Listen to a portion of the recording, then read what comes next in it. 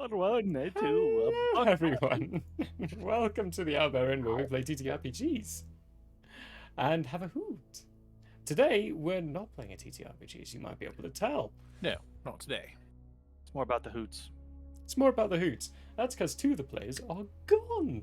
They're not gone yet, but they're leaving really soon, in like a few hours. It's a red eye. Poor things. Oof. So That is going to be some nasty jet lag. Enjoy. Yeah, that is not going to be fun. Have fun. They're flying like 9, 11 hours, depending on what their overlays are. If they're like short-term ones. They're leaving at... Ooh, boy. Oh, it is going to be so late when you land. Good luck. That's gonna... That is going to suck. Like you're Well, gonna they're going to you're gonna crash be way you off time, immediately. As long as unless they you get sleep up. the whole flight, but then no matter what you do, your whole sleep schedule is completely screwed.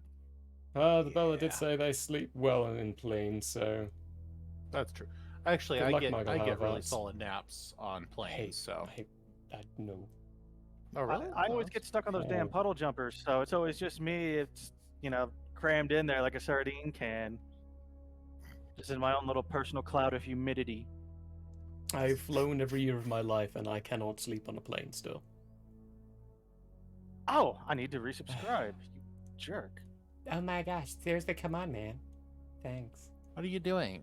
Come Well, on, it's annoying because Wow. Prime doesn't let you automatically resubscribe. You got to do it that's how they manually. get you. It's their Every money single they're month. giving away every month. They're gonna make them give away their money. No, it's still annoying. We're here to talk about TTRPGs today, or something therein. Just, the three of us gabbing at each other. Chit-chatting away. No, I did randomly send them all these two, message. It was a little different between the two. Smythe thought, well, the Zuratak I sent, come with 3 TTRPG topics you want to talk about, and all the burning questions for the GM of Bloodheim. Oh shit. Gosh. Hey, Gosh. don't feel bad. That was the same reaction I had because he only told me there's a few hours before this fucking thing. So I did. Most I of the only saw the questions- message about half an hour. At It's a time. true, yeah. For you, I Most- sent for tonight if you have time. So, come in with 3 TTRP topics that you want to talk about, burning questions you have, answers, hot topics, blah, blah, blah. And all the burning questions you have for Biggie D and the Alvin. You mean Melvin, right? No, I mean, I actually wanted to say the wrong name, but I ended up almost saying Irvin, the correct name. That's why I was Marvin? anyway. Yeah. Sorry, Mervin, right there. Alvin. Yeah, Blurvin. I just find it funny. Like we mispronounced your name a few times, and now it's just become Irvin's thing to give everybody fucked up names. Yeah. Like, You know. I still thought when you were saying, what was that one nickname you had for Malaco or for Malacanthus? Malacuti Malacuties? boy. Malacuties, yeah. Yeah, when you Yeah. said Malacuti boy in the dragon, I Malacuti thought boy. you were talking about Donovan because just Malacuti sounded like Malakota. And there's been since he absorbed a dragon, that didn't seem too off point either. So I'm like, oh yeah, it must be him. It made sense. Oh, I was so confused at first when you had that reaction. I was like, wait, what? I don't get... Yeah, the Malacuti Ah. threw me off. I also figured out why I was so confused about the about you handing me the communicators because you literally said you handed me your ear. Come on, you haven't figured out how I speak yet? Lend me Yeah. your ears. And I've been carrying ears around in my pocket to begin with. Exactly. I also think you may have used the voice communicator after, anyways. Like honestly, I'm I not gonna didn't, lie. I The way I didn't. pictured that scene was Donnie just very confusedly opens his coat, pulls the guy's ear out, and Hands it. does this. It's like, why do I just have a pocket full of ears? Yeah. No, he did Disturbing that for things a about reason. Donnie. Well, I mean, Yeah. it was a team effort on that one.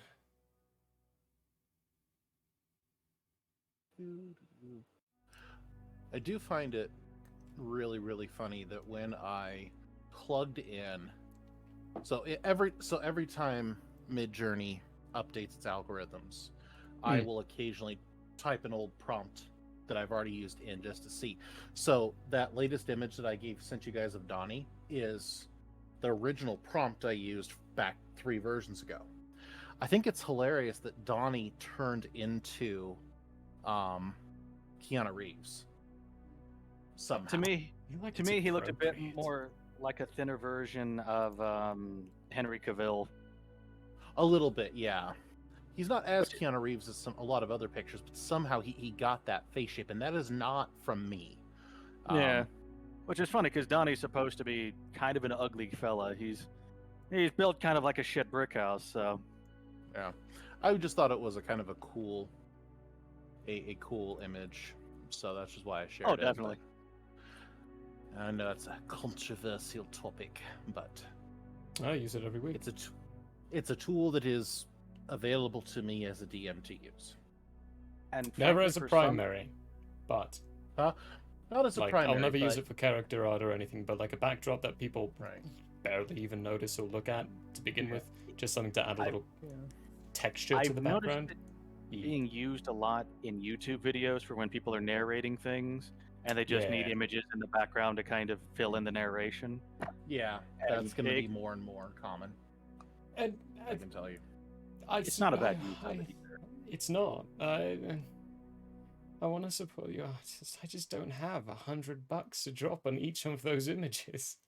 Yeah, Mm-hmm. and I don't have I do the have time. $10 to drop to develop 50. And that's That's why and this that's stuff the is problem. so popular. Mhm. It lowers the bar to entry for art to a It does. very low amount, and it's It getting will increasingly never. passable. It will never compete. In my opinion, it will never compete with a real artist. Very You true. will never have the personalization, the attention to. You will never have the soul of a Even real now. artist.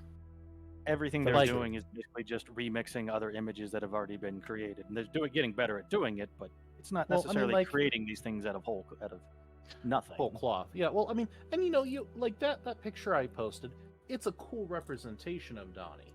Oh, But yeah. it does not have the soul that even Michael's little Yeah, doodles of Mm. Donnie have. Mhm. There's a Yeah. difference there. So That's why I went out and actually commissioned art of Donnie, so we'd have yeah. something that actually kind of captured him, and that does capture his overall Yeah. shape and form. But Although he's probably for- built a little heavier than he actually is. But for one use assets like the ships, I needed Oh, yeah. sprites for the ships. And here's the thing: could I have 3D modeled those ships myself? Absolutely. I actually can 3D model ships and environments. I don't have the time to do that. It's not that I don't care about you guys or love the game or want to pour time and effort into it. I don't have the time to create that myself. That's a lot of hours just I get for you. one asset, I feel it. I feel the pain. What? especially That's an what I asset thought. that like an Uh. asset in a video game is already asking a lot, but like a one-time asset for a tabletop game that you have to go through Yeah. in 3D model, Mhm. that's Which is where I- I think that this tools like this shine. Is Yeah. for stuff like that. Yeah. most definitely. It's also, I mean, think about campaign 1 on the Sunday campaigns. I was very, very open about the fact that I reused the battle maps. All I did was flip them on vertices. It's because it takes too much time to make a battle map. Yeah. That's why I invested in a tool called Dungeon Yeah. Alchemist, where I can make a battle map in less than an hour and have it up in Roll20. I used a tool to accomplish what I wanted to do. Yeah. Did it see another Not tool I was sponsored. using go to the background? No, not sponsored, but hey, Dungeon Alchemist, if you want to sponsor me, But hey, if you want to sponsor us, we will gab our 100%. heads off about your because product. I love because The to be GM perfectly over honest, here is I advertising for I you love- for free. yeah, Basically, I love that yeah. tool. I really do. I like that is one of It's my amazing. that tool is the perfect combination between automation and customizability to make it yourself. It does the broad strokes for you, but then you can get super granular and make the room look exactly the You way can you get want to make it nitty look, gritty. which is useful to me. I like to design the overarching layout, and then I like to be able to tweak things to match it. I don't like the higgledy-piggledy of let's put a table here. Let's put the 3 little things. 'Cause I have another tool that I used to use to make maps, which is an amazing tool. But you had to place each item individually by hand. You couldn't place a room. Yeah, not the way it does. And so, like, I love that other tool. It's a great tool. It can do a few things that this tool can't. But it just, back when I was younger and single or didn't have a kid and I could spend hours building a map, it was one thing. When I was younger. Back when I was a boy. Yeah, closest I can relate is trying to build a village in Minecraft and then realizing, oh, I have to decorate every single one of these houses individually. Yep. Which I've done. I've done that. And now I've still just got dirt outlines on the ground of build here. I've done the equivalency of that. I need to find my screenshots that we took of the colony survival colony that I built. I built the infrastructure while my mate took care of the nitty-gritty details of the data sorting stuff. Yeah. I built all these different kinds of buildings inside of it. That, yeah, that gets tedious. Extremely so. I'm just gonna laugh in Factorio. I made the mistake. I decided to try a heavily modded Factorio that included both Crastorio and space exploration. Oh, And I made it into Factorio space. in of itself is just a It's complicated. Yeah, Crastorio makes it a little too much. Like, space exploration itself is bad enough because I've made it to space, and it's like, oh, hey, sweet, this ain't too bad. I can go back and forth to this moon. And then you realize that, oh, yeah, just going back and forth doesn't do anything. You need to go, like, Kerbal Space Program where you're setting up infrastructure in space. Yeah. And at that point, I'm just like, you know what? I think I'm ready to go back to vanilla. Like, this is a bit too much for me. Take me back, vanilla. It's like I don't have enough Adderall and enough spreadsheets to do this. Wait, you can get Adderall? I'm kidding. What? I know a Wait guy who minute. knows a guy who knows a guy. Yeah, ain't that always the way it is? This is not a drug deal. No. Yeah, No. let's not do that live No. on stream. That would be, that would not. It'd be effort. Oh Not gonna boy. do- How do we deviate from that? I don't know. Merch store? Some talk Merch about store. buying We have a things merch store. that are yeah, we have addicting. a- Merch store. You can go by talking about art, wonderful art. Kaz the DM did this art. This is Schnozboop McSnuggums. He is a bard of peace. You missed the S. There we go. Yeah. I figured it was one of the two. Well, he's a bard of peace, which is a homebrew class that we made for the Sunday campaign. Come on by at 3 p.m. MT. That's Mountain Time. Or if you're lazy to do the transversions, it's 1 p.m. EST, 5 p.m. PST, 10 p.m. GMT, and 11 p.m. GMT plus 1. Yeah, you can get this shirt at the merch store. At the wonderful merch. store of merch. At the wonderful store of merch. Go buy it. All that wonderful art that helps us support real artists in doing this stuff. Because the only stopgate that's stopping me from doing that stuff is money. That ever-hated subject. Also Monolithic Miniatures, which is the Epic Minis command that Riotag threw in there. This wonderful human being has given us that dragon. There we go, which is a gold dragon. It's about this big. It's about as big as my beard, which is fairly long, and it's scalable. All the minis So you find in that link, you can scale. You Yeah, could have a it is. golden beard, or a golden mini in your beard. I could have a golden mini in my beard. You could have a beard dragon. Okay, there needs to be a wizard who has a beard dragon. A beard dragon. Just a tiny little Mushu Just looking a little- dragon that just comes a out and little breathes just- fire. Lives just- in here. You know, every now and then just. I don't know what you're talking It's about. like, yeah, it's like Blackbeard, but instead of like the smoking I don't from the live in beard here. being on fire, it's just the little. It's a little. It's just a little- It's just the dragon breathing. Relax, his beard's not on fire, it's just me breathing. Oh, okay. Has anyone All right, seen? that's a great NPC idea. I gotta go share this song now in Discord. Speaking of, you can also go find our Discord channel where you can go enjoy this music. Not this music, the stuff that he's going to be sharing at some point. Yeah, it'll be over on the music section in Alberin. Noise. I love the music section. Oh, I'm in the wrong channel there. Well. That's it. Alright, we got a dragon, a beard-dwelling dragon NPC. It's another fun NPC, or Smython, actually, this might be a good question for you. What's a fun NPC idea you've not been able to execute, but you've always wanted to execute in a campaign?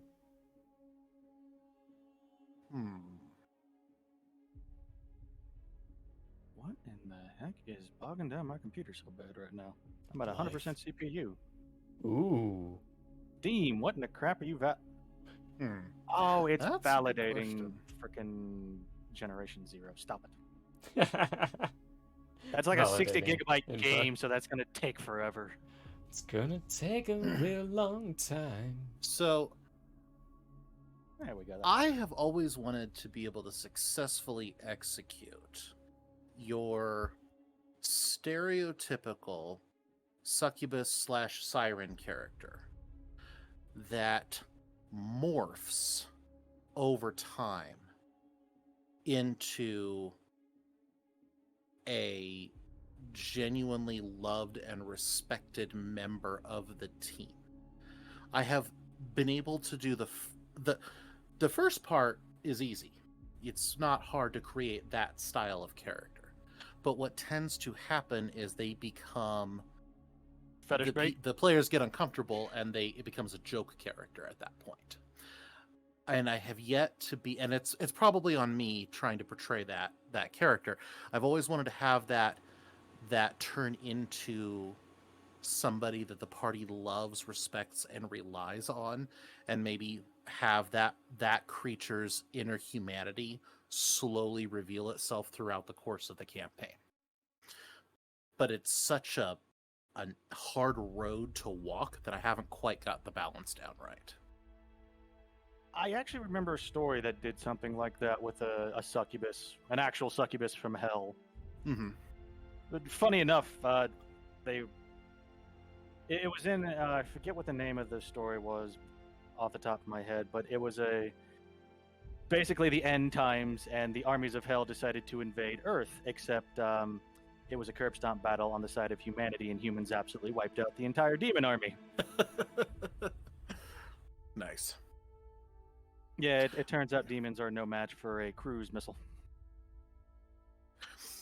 I will say I have successfully created an NPC that was just supposed to be a fun, lighthearted.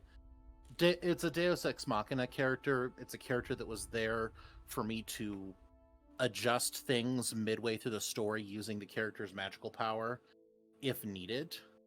But somehow this NPC became so beloved by the party that when she fell unconscious because she touched an artifact that she didn't fully understand, I had for an hour a standing up around the table shouting debate over the best way to save her, because they cared so much about this NPC, and everybody was concerned that their way was the right way, and they didn't want anybody else to do it their way because they didn't know what it was gonna. Like, I have never seen a group that invested in an NPC before, and I just remember being like, this is like DM Nirvana. This is amazing. I probably should have stopped the squabbling, but I couldn't. I'm like, no, this is fantastic. I'm gonna let this play out. Let's see how this goes. See, it would have been that PC character who just leans over while they're all arguing very loudly to you and just says, hey, I'm just going to slit the succubus's throat while they're arguing about the best way to save her, because we don't have time for this. Oh, that's terrible. No. Damn it. Reminds me of that green text. They're about to do a ritual where the princess or the young girl is possessed by a demon, and the barbarian just kills the princess. Because, no princess, no demonic possession by extra-dimensional entities that will destroy the world. You know, that reminds me. Yep. That reminds me of a story, and I don't know how totally accurate this story is. It may be more apocryphal than anything, but it was some kind of engineering class, and the engineer splits his students into two groups, and he presents them with the following problem. The issue came from sometime in history. I want to say like 1400s, somewhere around there, where people were falling unconscious, and something was going on where they were not showing signs of life, but they weren't dead, and they were getting buried into the coffin, getting put in coffins and buried, and then waking up in their coffins still alive. And there are actually historical examples of the claw marks in the coffins as they're trying to escape. So the professor just said, solve this problem. He didn't give them any parameters, just solve this problem. So Team 1 came up with a system that actually is very close to what was sometimes used historically, which is they put a serving of bread and water in the coffin, and they would rig up a string that would go up to a little bell that would sit outside of the coffin, so that if the prisoner woke up, or the deceased person woke up, they had enough to keep them alive, and then they could pull the bell to alert the gravedigger that, hey, I'm not dead. And so that actually did happen, and there's some sayings that come from that. So that was one, and the professor's like, okay, very good, that would solve the problem. The second students just came up and simply showed a drawing of a casket design that had a large inward-facing spike on the lid of the casket. So that when the casket was closed, it stabbed the body through the heart. Dude, please tell me they made it of wood. Yeah, it was. Yes, it was a wooden stake. So the undead are coming alive. Ordeal. Yeah, yes. but literally, the professor was like, "You get the same score. You both pass." And the first team was like, "Why? That solution is terrible." And he's like, "I didn't tell you to come up with a good solution. I told you to solve the problem. You both technically solved the problem." And while the spike isn't necessarily historically accurate, people did used to include things in their will. It's like, hey, before you bury me in the ground, cut my arteries open so I, can't be alive when you put me in the ground. Yeah. And I know the bell thing was actually done historically too. Yeah, it was on a little foot lever, if I recall. They'd kick their feet and they could kick it, and after a couple of days, they'd come by and they'd, pull the cable out of the ground. And what's up? That would be all. How you doing? How's life? It's been a while. It's been a while. I don't actually know if that played for you all, but it did play for me. I think I've got my sound settings in the wrong setting. I've got my volume turned way down. I'm sorry. No. I'd get an echo if I didn't. We had an essay play. Surprised I'm not having an echo. Hello. Well, I could try. Twitch at 6%, so I'm surprised I haven't been having an echo. Hold on, I think my cat wants out. Give me 1 second. Let's see if I can solve that problem. Good, but busy. Getting ready for family reunion. Oh, that must be fun. I say that must be fun. That is potentially fun. Yeah, it depends on the family. There we go. Muted. Should be able to play now. Strictly speaking, if the whole family, has lived in the same town for a couple generations, technically a walk through the graveyard's a family reunion. Strictly speaking. So, hey, this makes me wonder, if a goth girl is getting railed in the family graveyard, what does that count as? Hang on, what?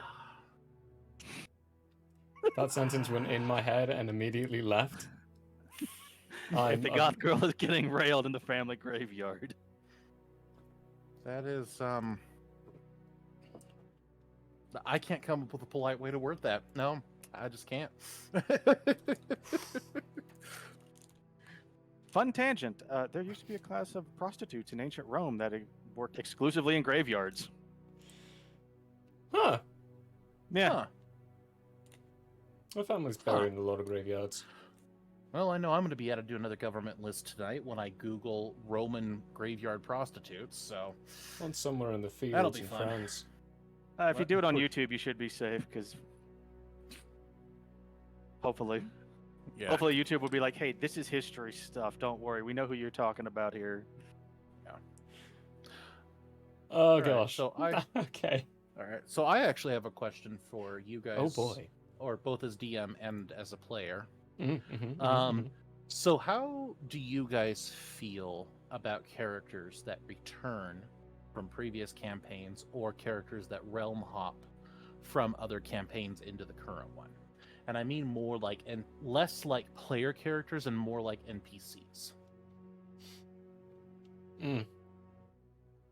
I mean, I can't talk too much crap on it because that is a mechanic that I use. I used to use as a character because I used to do a lot of forum RP, and it was easier just to have one character to pop around because Yeah. this was crappy. This was crappy teenage stuff. These aren't exactly very in-depth stuff. So, but realm hopping was a thing that I put on a character of mine that used to be a lot more prominent on it, but eventually just became like a single realm hop because eventually when you start hopping from realm to realm, you kind of get that Rick and Morty effect where each one of these stories becomes kind of less consequential because it's like, oh, hey, this world is cool, but it's going to disappear immediately after we're done with this arc. So what's the point? And that's only really a problem if you're following the same character from, loop to loop. But it's a technique that I've used quite a bit, and it's very effective. But it is very easy to overuse it, especially if you're doing anything with a multiverse. It can get very messy very quickly. Which is why I try to keep I have multiple universes in my setting, but none of them are actually like the same universe repeated over again. It's like, laws of physics in this one are different. No suns in this one. Bunch of aliens in this one. This one is literally hell.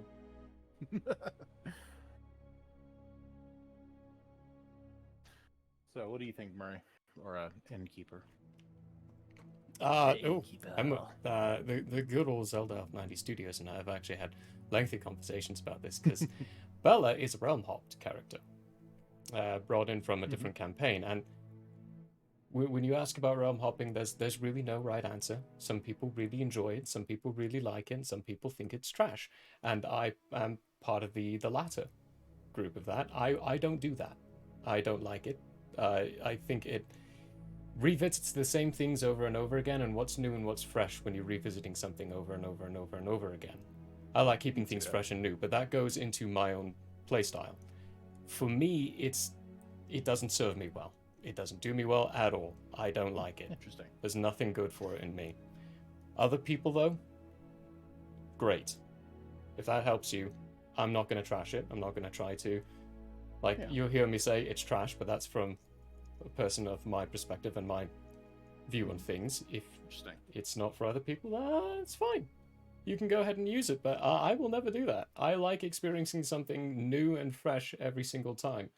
I don't like playing the same things over and again. I will create different characters, different classes, and different builds just to try to do something different. Using the same character again, but you also got to take especially what Dark Strider says here. I think it can add depth to campaigns, definitely can, and open things up to a multiverse kind of scenario if handled properly. Good point. Yeah, you have to make a distinction between just normal realm hopping and actual realm hopping, where it's actually part of the narrative. It's just this character shows up in each little thing, but it's they're not the same character as opposed to Sam Gamgee-wise, who is literally jumping from universe to universe. Like that, I've got a lot of that even in my campaign. But if you've got taking a character from, say, this GM's world and then placing the exact same character in a completely different world with the same backstory, nothing's changed. Oh yeah, that's the kind I don't like. That's the kind you don't like copy paste. I don't like copy paste. Okay. realm hopping. So Bella that- was that- clone stamped in. Not quite. There was a lot of differences, there and was that's some part of the modification, major Bella. conversations. Because Yeah, I was like, that's wait, why. are That's you why I just said she's playing a been copy clone paste? stamped in. There Well, are so gene this'll- differences. Oh, go ahead. It's like the core's No, still there, well, but everything else This is might be blurred. interesting then. So, this is, you guys wouldn't really have any way of knowing this, but Sam lied to you about his origins. Mm. He actually did surprised. not realm hop. Sam is actually from the very first campaign I ever DM'd. Huh. And he actually exists in the same the first campaign I ever DM'd is in the same universe as the campaign we're playing Yeah, right now. you It's you mentioned the almost starships. it's not really affecting anything, but Sam is actually from that first campaign. And I have canonically, he has actually hopped through several of my campaigns to be the bartender that shows up and helps out. But he has a specific journey of things that he learns, and so in each, he's a little bit different in every world that he appears in because he is growing and progressing as a character in of himself. Mm. So he's not exactly the same person that he was in the old campaign. So that's why I was curious what everybody's opinion was on it, because I'm like, oh yeah, I guess I'm That's technically doing right. this. You mentioned that one of these characters was a realm hopper. Yep. I think But didn't we mention that Sam was the most likely candidate of that? you did. But here's the problem is that if Sam explains where he's coming from, then he has to explain why he's as old as he is, which he doesn't want to do.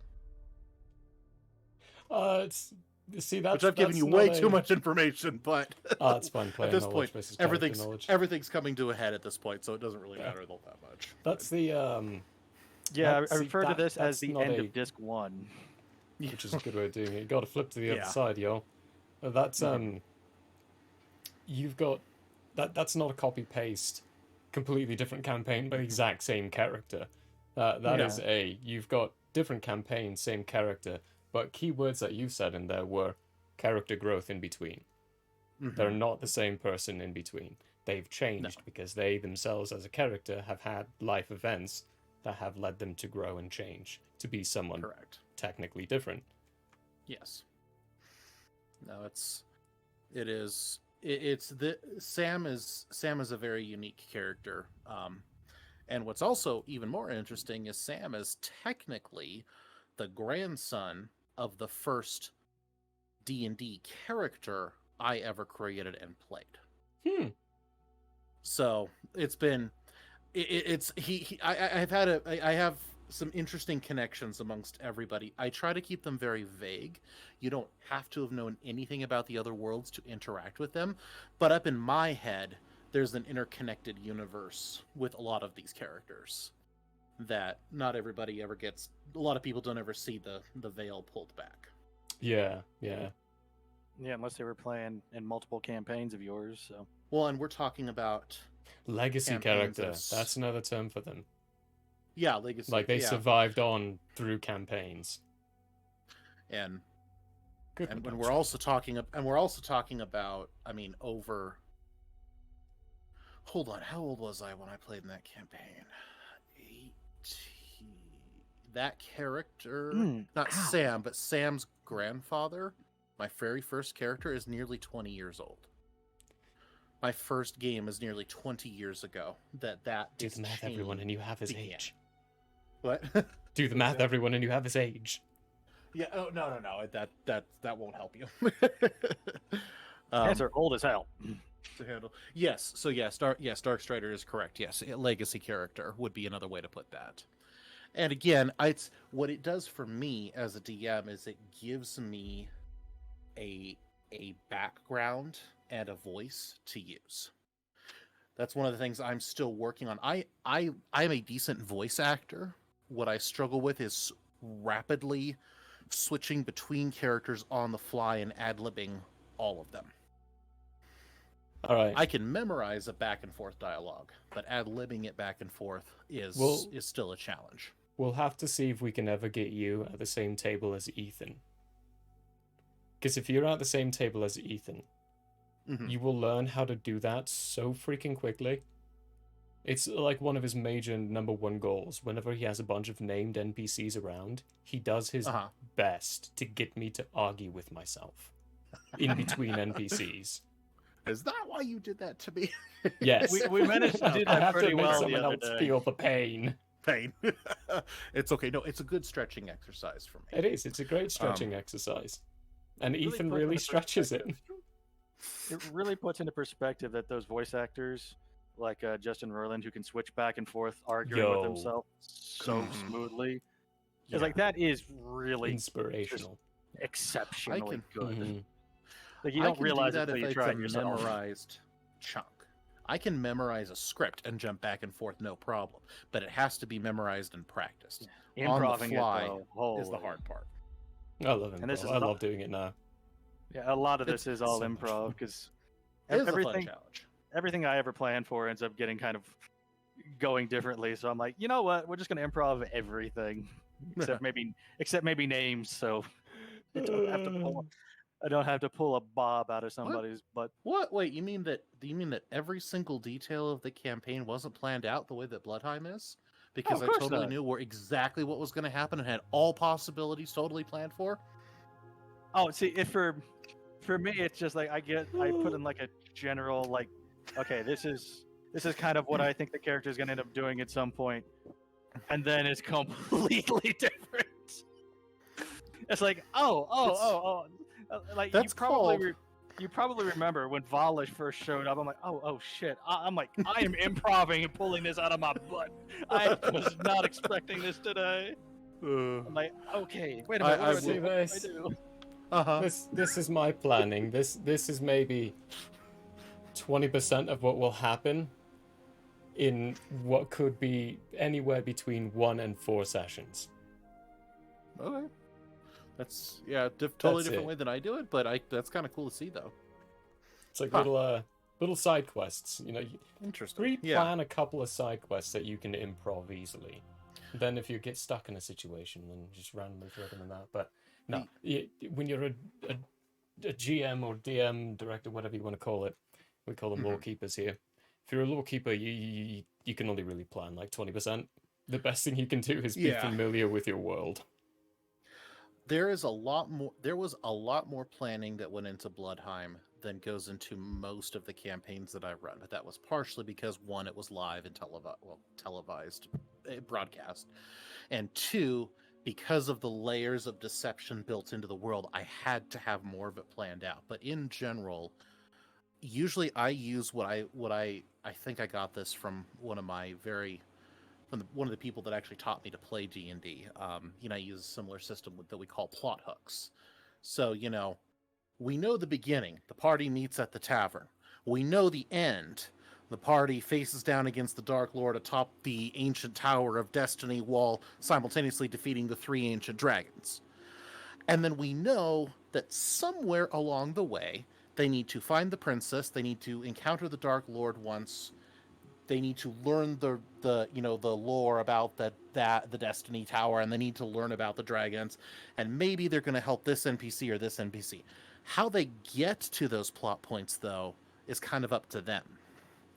As long as they're directed to those generalized plot points, I leave it up to them how they get there. And if you're like a fresh GM or fresh into the seat of planning these things out, I don't recommend planning out, this is the character they're going to meet and this is what they're going to tell them and this is where they're going to meet them. No, Don't do that. No. Don't do that. Oh, Plan God. out, this is what they need to know, then they need to know this, then they need to know this, then they need to know this. And then introduce those concepts in whatever form or fashion you can, given the scenario that the characters have brought them into at the appropriate time. Exactly. Then you can get through your stages. You're not having to worry about getting the specific named NPC to these characters because they're never going to go where you want them to go. Acknowledge that straight out. Your players will never do what you want them to do. That is the rule of 21. You can plan if you plan for 20 different possibilities, your characters will always pick the 21st option. The one you did not plan for. Always. I learned that the hard way. I really enjoyed the very first campaign I ever ran. But I overplanned that, and I railroaded that party badly because I didn't understand the collaborative portion of the collaborative storytelling. And thankfully, I had a player who was annoying as heck, but he did everything in his power to derail me, and it taught me how to deal with situations like that. He's actually one of the... I love the man, but he's a constant thorn in my side when it comes to the campaigns I run. You needed that guy in your party. It's taught me a lot. I have learned so much from having him and a couple other people just throughout the years in my party. But you can, in the same way that you can be willing to take a bullet for your child and want to strangle them at the same time, you can respect what a player is teaching you and still want to burn their character sheet yourself. Yeah. You can do both. Yeah. Yeah. For the record, we do not officially endorse strangling children. Please don't take it that way. That was hyperbole, extreme exaggeration on my part to get a point across. Hyperbole that will soon, of course, lead to the destruction of all honest journalism everywhere. But I'm just seeing Homer choke Bart. That is what always comes into my mind as well. It's like The Simpsons. We've been trained as a society. I mean, we've only been seeing that specific clip for like 30 years on TV. 30 years. Because more than that, what is it? What, 89 or something when Simpsons came out or something? Well, something, yeah. They're almost as old as I am. we can do a Googles. Yes. Homer... That's not how you spell choking. Choking Bart first on screen. Oh, yeah. It did start in 89. December 17th, Seen the 19. gag of Homer choking Bart, blah blah blah. Yes, I get it's a gag, and I get that it's a thing that's happening on screen. I want to know when it first started. See, I don't know when that specific gag started, but I do think it was a pretty early one because I seem to recall seeing that animated in their old, like, crappy early season style. Yeah, the really weird seasons. Simpsons looked completely different in the first couple of seasons. Oh, yeah. Very, very different. Well, the GIF didn't really start until 2019, but... Yeah, that's not saying anything, though. It's not. I don't think...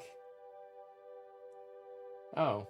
It might. Oh, wow, yeah. There's like an old screenshot of the old Simpsons art with him choking in one of the screenplays, so I think it's been since the conception of Simpsons. Yeah, their character designs have evolved. Yo, yeah, in a good way. Mm-hmm. All right, we got a comment. And I like to have a railroad style quest to get the ball rolling. This is a good idea. Then open things to more of a sandbox style railroad, just enough for the ball rolling in the first session or two. Yeah. Absolutely, that is a great way of, especially if you're starting off with a campaign group that don't know each other. First off, get them tied into the main plot line through some railroaded quest at the beginning, and then forget the plot line. Let them finagle, free road it, sandbox style the world for a while you just drop in these tiny little pieces that they don't know that are plotline related, and then start tying the dots slowly but surely, and then eventually wait for the pieces to fall and them to realize we've been on this quest since the very beginning. Yep. Tough to do. And but that's I would what's say really well is, when you... Oh, go ahead. Sorry. I was going to say that's a Bethesda style intro where, you get railroaded through the intro and then you can immediately just screw off and do whatever you want. Oh, Except very specifically, you said you're kind of breadcrumbing them through there where Bethesda is just like, here's a big arrow pointing to, here's the quest here, keep going. It's where the differentiation starts, but I do like to use Elder Scrolls, the Skyrim, as a good example of how I like to start my campaigns, because there's a reason why that game is so well selling, and it works. It's a very effective start to playing the game. And it was much better than the other two starts, the one where you break out of prison or where you just start. I loved Morrowind, but just getting dropped off on the boat there and then going through customs is not exactly the most riveting beginning to your video game. For me, as a I person who don't goes know. through customs regularly, yeah, been there, done that. I don't want to play it. So I don't know what it is about customs, but the few times I've traveled internationally, I don't remember which airport it was in. I don't think it was London. It was some other airport I was It's in. probably Chicago. Customs had this long hallway that you had to walk through. It was long. It looked like Sounds like O'Hare. something out of the back rooms. No air conditioning. It sounds like The O'Hare. room in front of the hall had air conditioning. The room after the hall had air conditioning. That Oh. hall itself, no air conditioning. And we O'Hare almost is a died. hell on I maintain. earth that human beings should not have to endure, but it exists. Avoid that airport at all costs. Isn't Heathrow another one you want to avoid too? Yes, yeah. Fly. I think it's. I always just mix want it to up. avoid airports. Period. Gatwick But and no. Heathrow are kind of. You don't really want either one of them. It just really depends on what you want your tube access to be. Yeah. If you need I quick got- tube access, you gotta deal with Heathrow. I got very lucky growing up because the two airports that I've visited the most frequently is DIA, Mm. which it has its problems, but it is actually a reasonable airport to go through. How to A spell large it true Northern Colorado, view by is the not way, is when bad. they still call it DIA. It's been DEN for almost 5 years now. What? It's not Yeah, it's DIA been anymore? No, It's not. It's not. It hasn't been DIA for a very long time. Den is the call sign. Oh, They switched. It's no longer Denver Oh. International Airport. what is it then? Denver? It's just Denver Airport. And DEN Is it not an is the call international sign. airport? It's anymore? still technically an international airport, but the definition of international has been condensed Oh, okay. because you can It's get still a one. it's still DIA. I'm you can sorry. get a straight it's still flight. DIA. Yeah, it will always be DIA, but Yeah. you can get a straight flight from Denver to France now, I believe. Dang. And 10 years ago, you Oh, couldn't do that. Yeah, what is it? The 737 Max that'll do that shit Yeah, now? yeah. That thing's a Which- freaking beast. It is, but I'm also a little weary of them because Boeing has had a couple of I've incidences heard- with them. They've had. I've heard- Hmm. My father's an Very- aerospace engineer, and he has words. I can imagine. I come from a family of engineers, and when I found out, hey, you didn't put multiple redundancies in these. What is Are wrong you with you? idiots? You're dumb. There like, should be multiple redundancies. Like, I am a big fan of the old NASA voting systems where you have the 3 chips, and they, if one of them disagrees, they're just like, "Fuck off! You don't count anymore." And I get that that's an expensive redundancy, but But Hmm. this is a jet. You need no, this no. kind See, of I redundancies. will watch. I will bet you that if somebody runs the numbers, the lawsuits from the death of a plane full of passengers probably cost less than the manufacturing cost does. of that airplane. Yeah, it does. Probably, especially when you can bribe the FAA to keep them from issuing. Well, notices. not getting into illegal things like bribing, because technically accepting lawsuit costs over other costs, that's not illegal. But bribing, that is illegal. Oh yes, Yeah, that's very illegal. definitely. But shall we get back to TTRPGs? Yeah, I was gonna say we drifted a We bit did. there. We drifted. Yeah. While we drift back, let me go grab some more coffee. Actually, wait, hang on. Oh, he's nah. Well, No, should he we didn't just go say on he's break not. and pretend? No, we should Oh yeah, talk all the. Yeah, this would be the time to do this it. be a decent. This is a reasonable time to stop. Yeah, we It can is. take a 15. Take a gonna take quick a little just- 15. Okay, yeah, we can. Do Or that. should we talk trash about Biggie D? I think he's just a brick waiting to fall from home. No, I mean, look, we like Biggie D. He's useful if you need to put him in the way of something, but the intelligence just not there, It's you just know. not there. What we say is he has like the highest intelligence rating of the party, technically. The social capabilities, I can't. No, his I know, social I can't with him capabilities are anymore. so just No, and so shallow. and I don't think he ever showers either. That's the thing. No, yeah, it's It's like really a repugnant unfortunate. spell. It's a good thing Evan's No. got the whole air thingy around him. So he Yeah, doesn't or have to else smell he the would whole just time. like no, and okay, and when he's practicing that bark thing, someone needs to tell him that rotting wood, not the thing you turn your skin into. It's awful. It just reeks. The entire That's how you place. get gangrene. Right, we're gonna go on break, everyone. Let me go get my hatchet. I'll be right back. We'll see you all in 15. Okay, see you in a minute.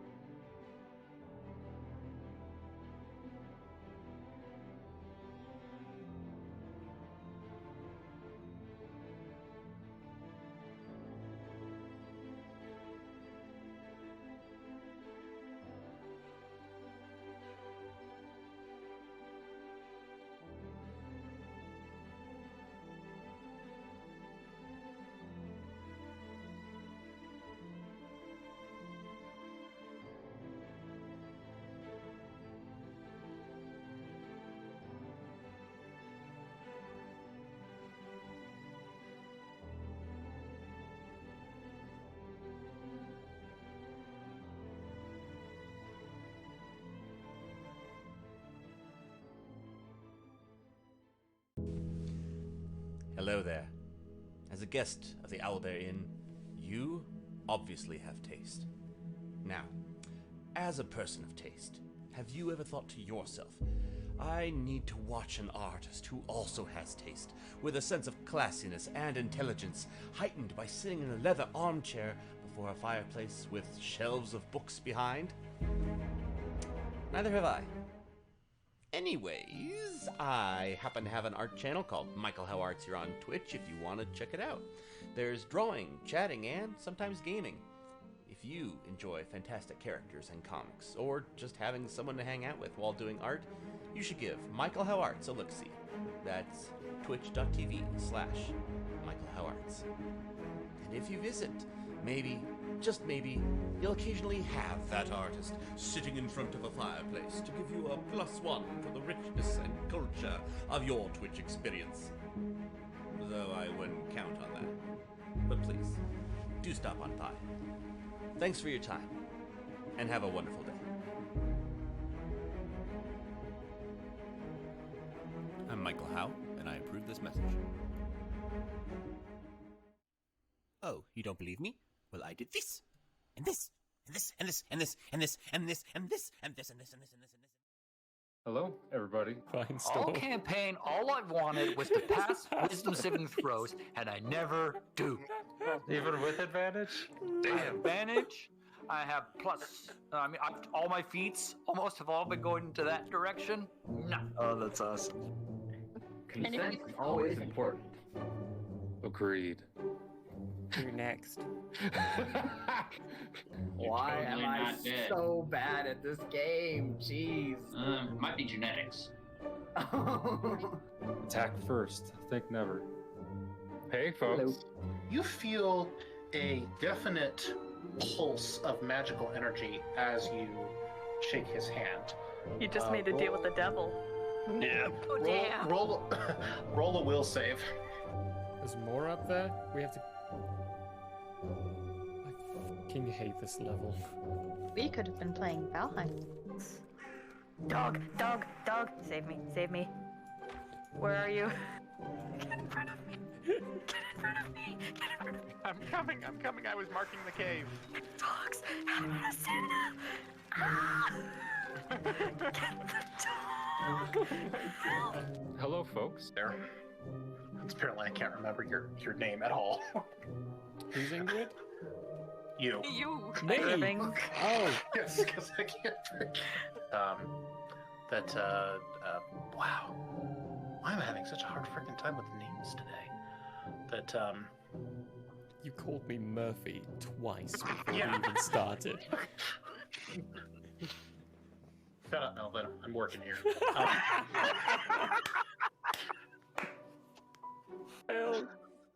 Alrighty, naked. That's a good drawing, right? Damn, right, Act, that's Really good. good. Oh my gosh. Love it. Thank you. Wow. With someone. Wait, you just said they had a book. That being said, we will. Yes. And then you emphasize that there is a book. Holy! Way to catch on to that like a minute and a half late. There's books, there's diaries, there's maps. Wait, there's a book? We have not been consistent with this at all, have we? No. I'm not even gonna try and pronounce most of those. Wow. Yeah, they had a sale on apostrophes that day. Hello, everybody. I don't know what's really going on. Hi! We have you on speakerphone. I was just gonna say, this is one hell of a collect call, man. I didn't know he knew infallible relay. Does anyone know what the rates are? I don't have that much gold. Did you know back in the old days, in the medieval times, they used to hang lanterns out on front of horses to help them navigate during nighttime? Oh. It was the first recorded instance of satellite navigation. I enjoyed the live action The Avatar movie. Oh, baby Baba Luba. And burble as it came. No! Can I get a oh yeah? Oh yeah! Oh yeah! If you're only to be addressed as you as your own person, what do I do if there's like a whole bunch of y'all? You may use titles as, I would say, the trolls. You may use the consequences, if Okay. you would like. So You y'all may- is off the table. Y'all is an abomination. A whole bunch of y'all. Too late. That's when you guys look over and see what once was Jitters descend slowly onto the ground, trampling towards you as its head from top to about past the sternum splits like that into a toothy maw that is its whole body. Rawr. Hello and welcome to Hate, Laugh, Love. Everybody knows if it's green and it's slime, You went that it's booger time. The show where we talk about movies. He starts hopping on the way, and when you look back, there's Handor and Grace. Grace looking just frowning perpetually, and Handor just smiling ever so gracefully. And Finestorm, you see on their lips, Handor say, "You think they'll make it?" And Grace go, "Not a chance."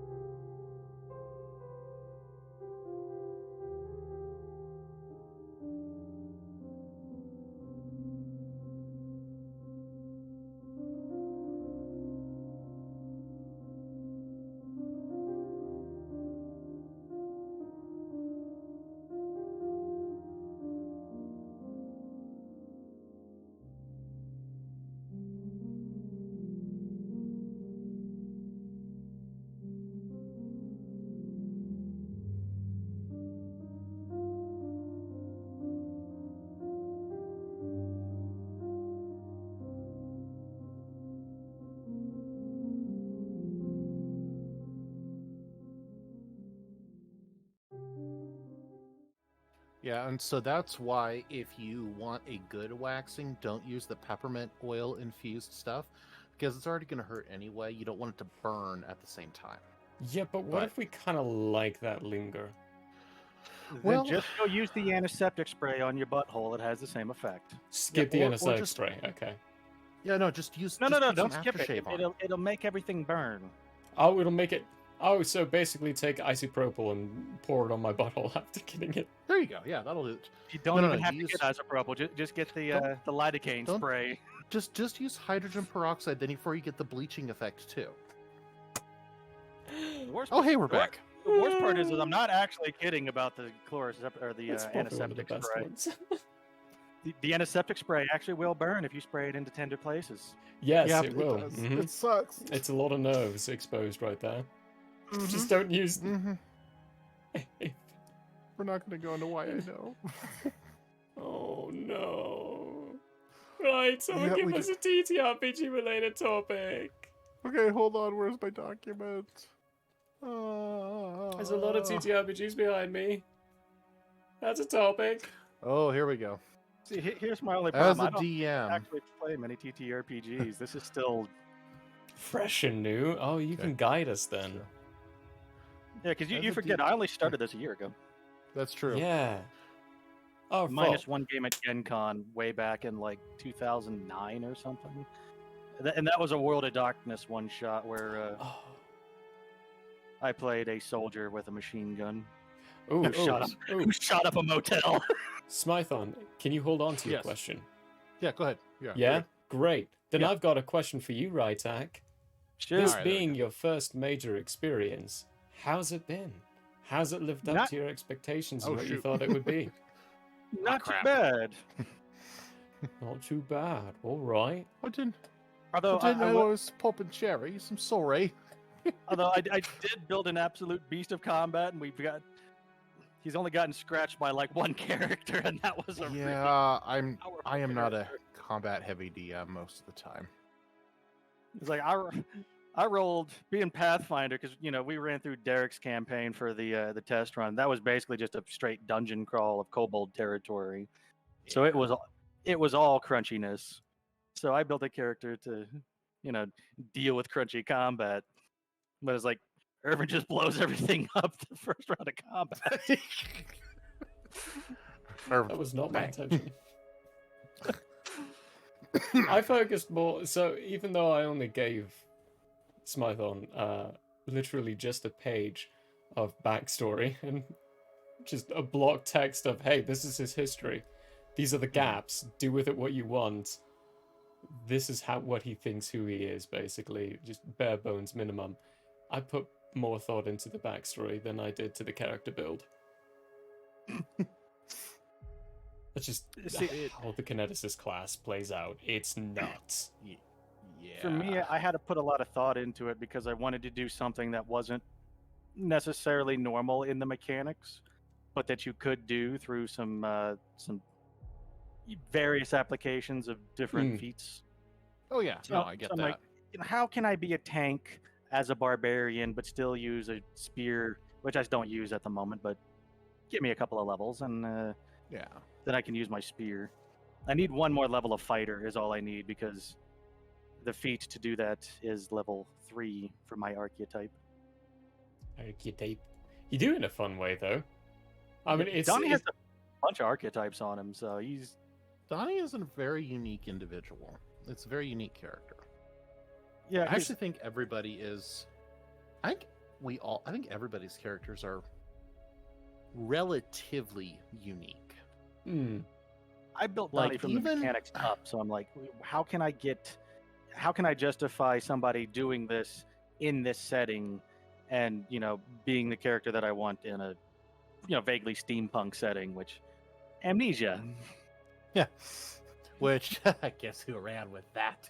Yeah, I mean, I what- apologize for that. The Amnesia stuff was my idea because I wanted to play a barbarian in a steampunk setting, and this was the best way I could come up with it. And he's used this as just GM Fiat for everything. I would say I I probably never told you this, but when I read that part of your backstory, I started cackling. I'm like, you gave me because too I much was powder. like, he handed me a gem that I am that happens to work perfectly in this world I created, and I am gonna abuse the living daylights out of this mechanic. I have a habit of doing that. Dark Strider, I see the question. We will get to that. We will definitely get to that.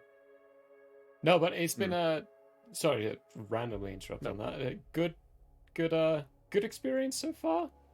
I would say. I mean, I'm still here, obviously. Oh yeah. Well, yeah, that's good.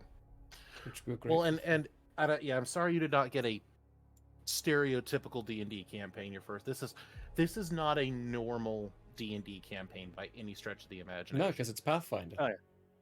Well, it's not Sorry, a I normal had to do Pathfinder it. campaign either. No, it's not. It's yeah. Yeah, it's This very is much.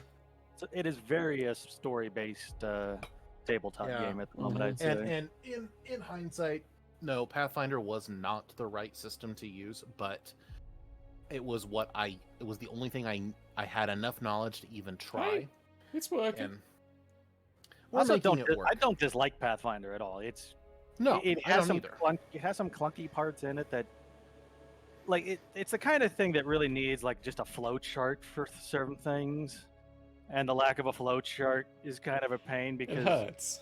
There's so many different options available to the player at any one given time. Now imagine this. Imagine this, if you will. Okay, learning this system, reading the book, going through all the rules, all these feats, and all this stuff, and not having a digital platform to create your character sheet, and having to do it by yourself, pen and paper, doing all that math. That's how I learned. If I have to use a digital character sheet to understand the system, I will be deterred from it. I've lived that. Give me something to help me build it. And Pathfinder's rife with that, so. Yeah, that's one thing about Pathfinder. Despite its clunkiness, they have tools to make the clunkiness work for you. So many alterations too. Yes. And the nice thing about Pathfinder is that there is so much data. I mean, we ran into this repeatedly, and thank God, for the beginning there, we had Drow who had that encyclopedic knowledge that we were able to take advantage of. But, there's so much that's already out there that homebrewing stuff and creating exactly what you need isn't that hard, because there's somebody else probably already created it and play tested it, or at least gotten you close. Yeah, started off with I have a bad habit of completely creating stuff from scratch. But I wouldn't call that a bad habit. I do the same thing. I wouldn't call it a bad habit at all. I mean, some of the modules basically require you to homebrew half of it. It's just like, here's a framework, cut loose. Yeah. Cut loose. Pathfinder is not that. Pathfinder's definitely not that. It's like, here, we have every single option you could want in one of these books. Don't worry. Yeah, but you gotta learn the books. Right, Dark Strider has got a question here. If you're taking questions, which we totally are. Yeah, 100%. When you are coming up with ideas for one-shots, where do you like to get inspiration from for the one-shot? Random ideas that I like to turn into people. It's like, what if I want to be a migration-era barbarian? Which is that's kind of the conversations we had. That's how Donnie started. You were telling me about migration era barbarians. Yeah, that was his very first idea when when I just knew we were going into Pathfinder. Like, you were telling me about an idea for that even before I gave you the invite to join the campaign. Yeah, I'd had that idea for a while, just popping around in my head. And then when I found out about Pathfinder, I'm like, you know what? I can fit that into Pathfinder. Yeah, you can make it work. But mostly because you don't see shield and spear as it's not very common in video games or tabletop games, even though spear and shield is basically the most common battlefield weapon throughout history. It's not great on its own. It really isn't. It's fucking awkward to use a spear in one hand. It's way better to use two hands if you got to duel somebody. But if you got a whole bunch of guys next to you and you're all standing in a line, it's a very effective way to keep yourself from dying. And I wanted to kind of bring that into tabletop.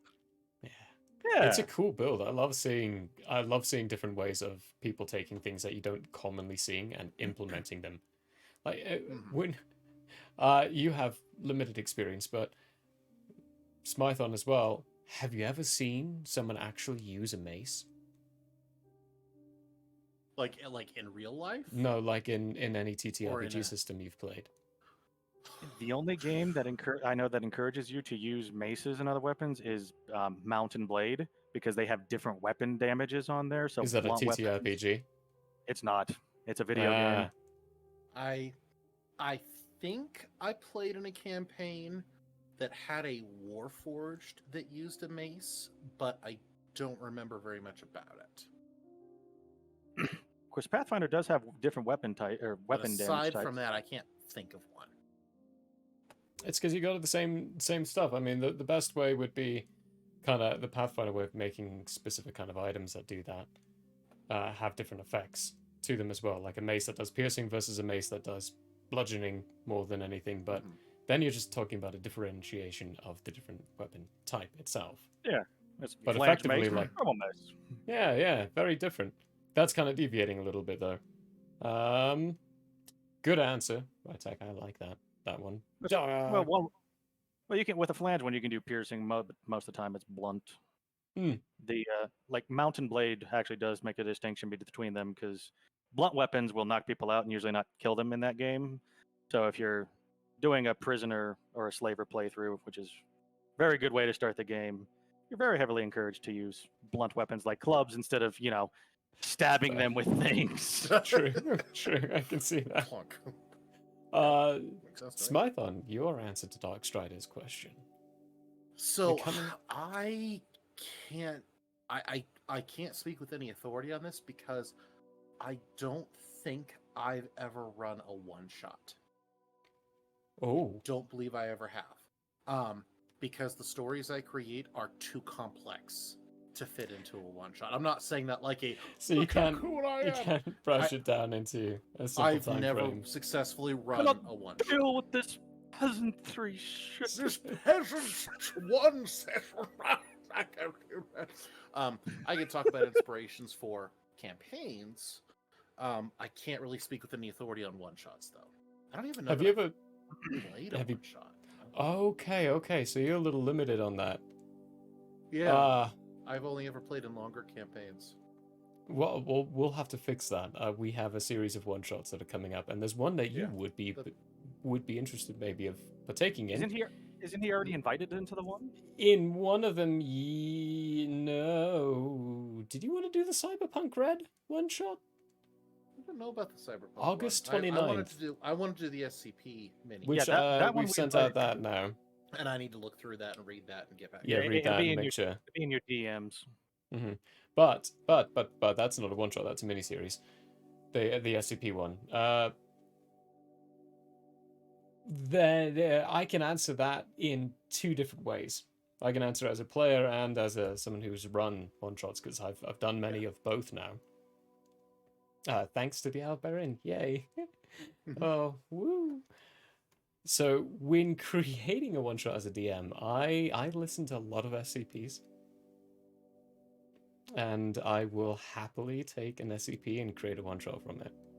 I also just randomly have these wonderful little ideas that pop into my head, and if I can't think of a way to implement it into my main campaign, I'll turn it into a one shot. I have a little book in my bag that goes with me everywhere I go. That is my little book of one shots. And it's one shot ideas. So I have a whole long running list of these just one shot ideas. Sometimes these ideas just come from jokes, like storming into senility. Yeah. I actually yes. I really do want to do that as a one shot, just because that'd be so damn hilarious. That's the where we're all playing the 90-year-old versions of ourselves, right? Yeah. We need to do this. It's like, needs to be a thing.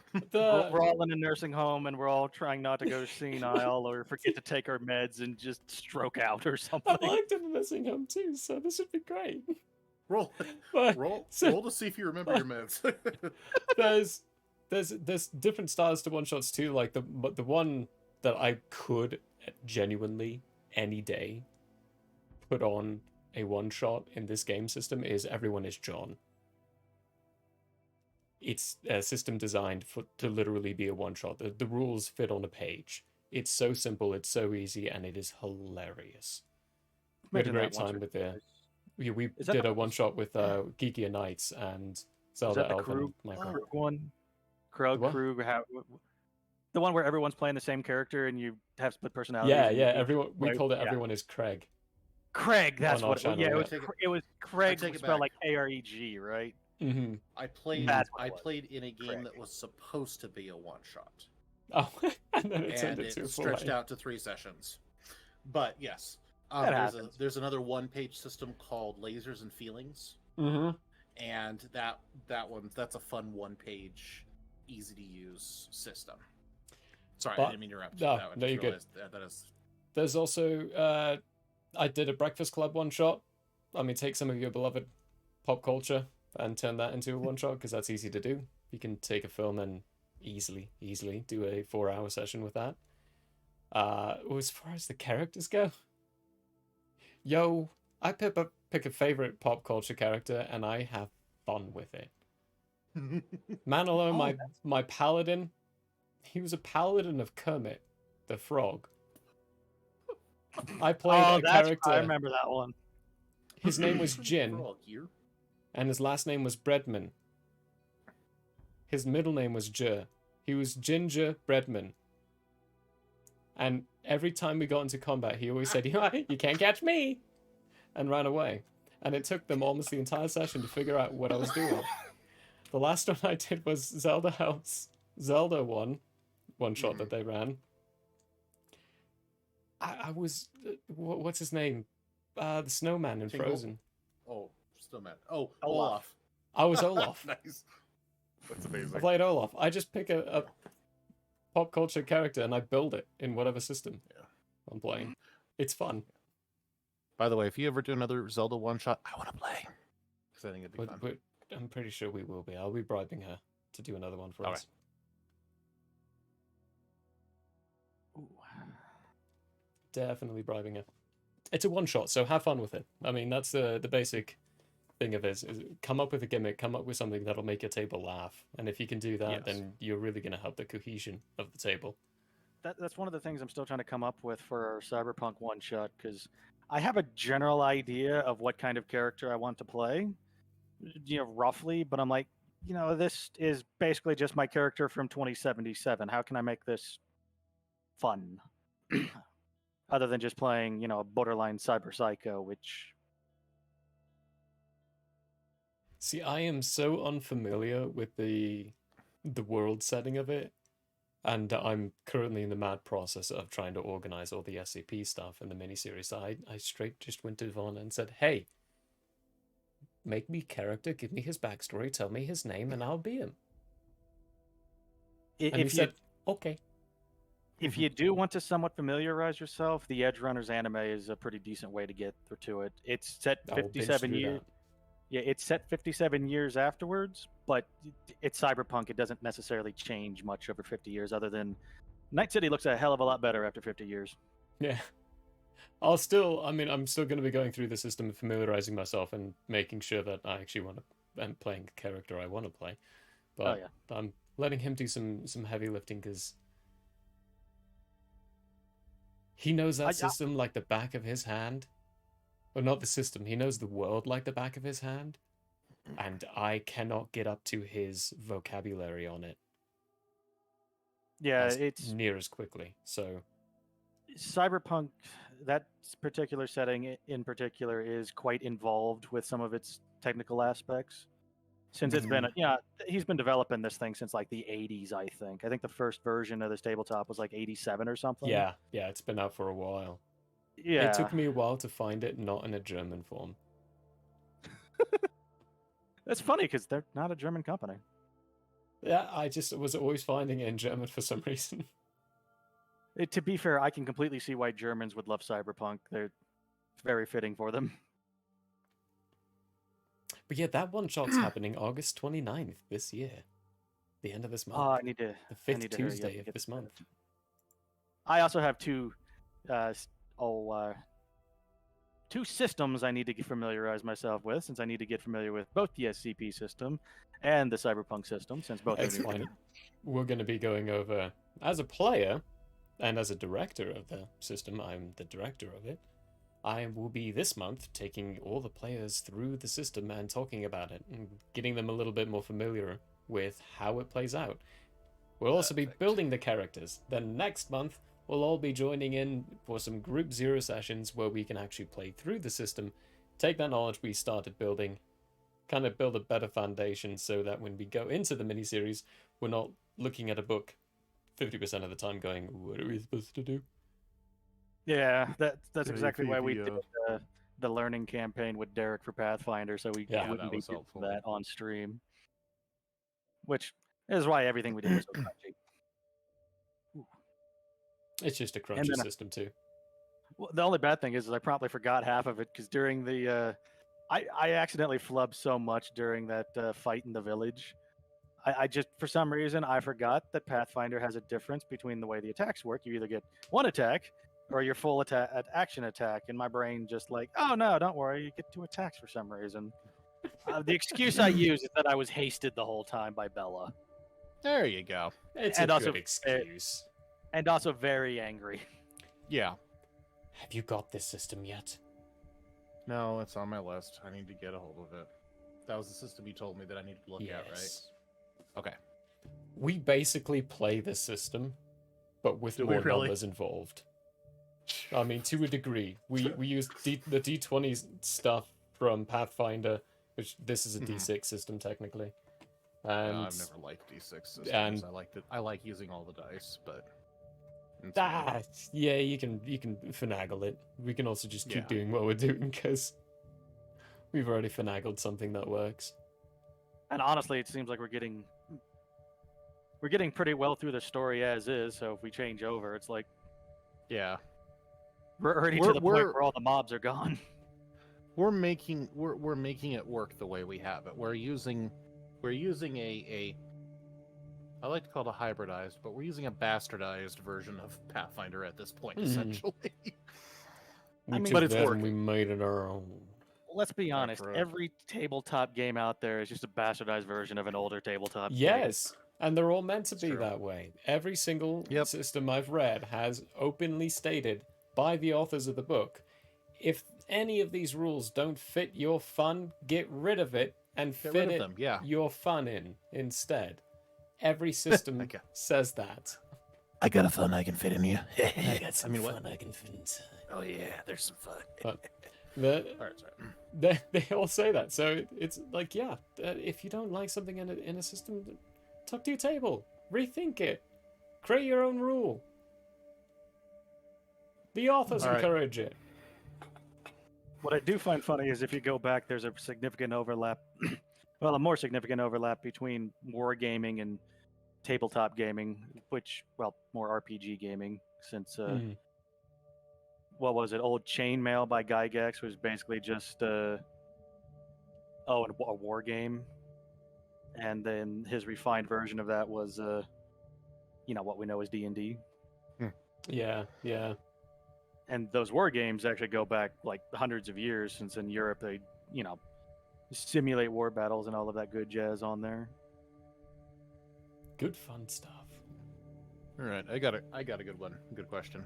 Oh, tell us the story of the time you did the most damage with a single hit out of your entire career as a player.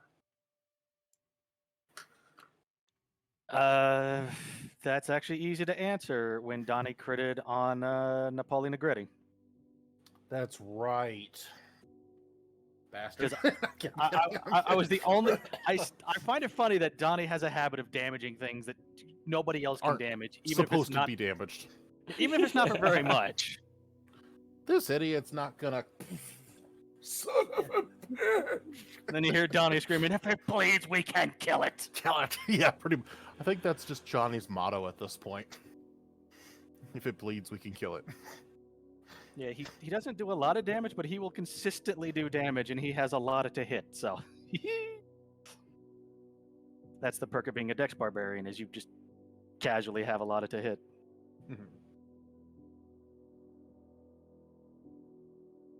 I know I've probably asked. That's probably a hard question for. Oh, the answer is probably Irvin, unless you've played a wizard. Done more damage than Irvin. So you can. I have a cavalry build that puts Irvin to shame. No, it's difficult to do because my old DM, my OG DM, was ruthless in his campaigns to where most of my characters only really lasted 6 sessions, and then they would die violently. Gotcha. In some way. So I've played a lot of different characters, and there was a lot of min-max building, which is why now I focus more on the character than the build, because I've done my min-max building. It just comes naturally now. I'm so sorry, Carly. And you. I'm not too sorry because I have to keep everyone else alive. Yeah, you do. I have a very narrow skill set. I'm just very fucking good at it. It goes to my Cavalier. My Cavalier build in the Pathfinder 2e setting.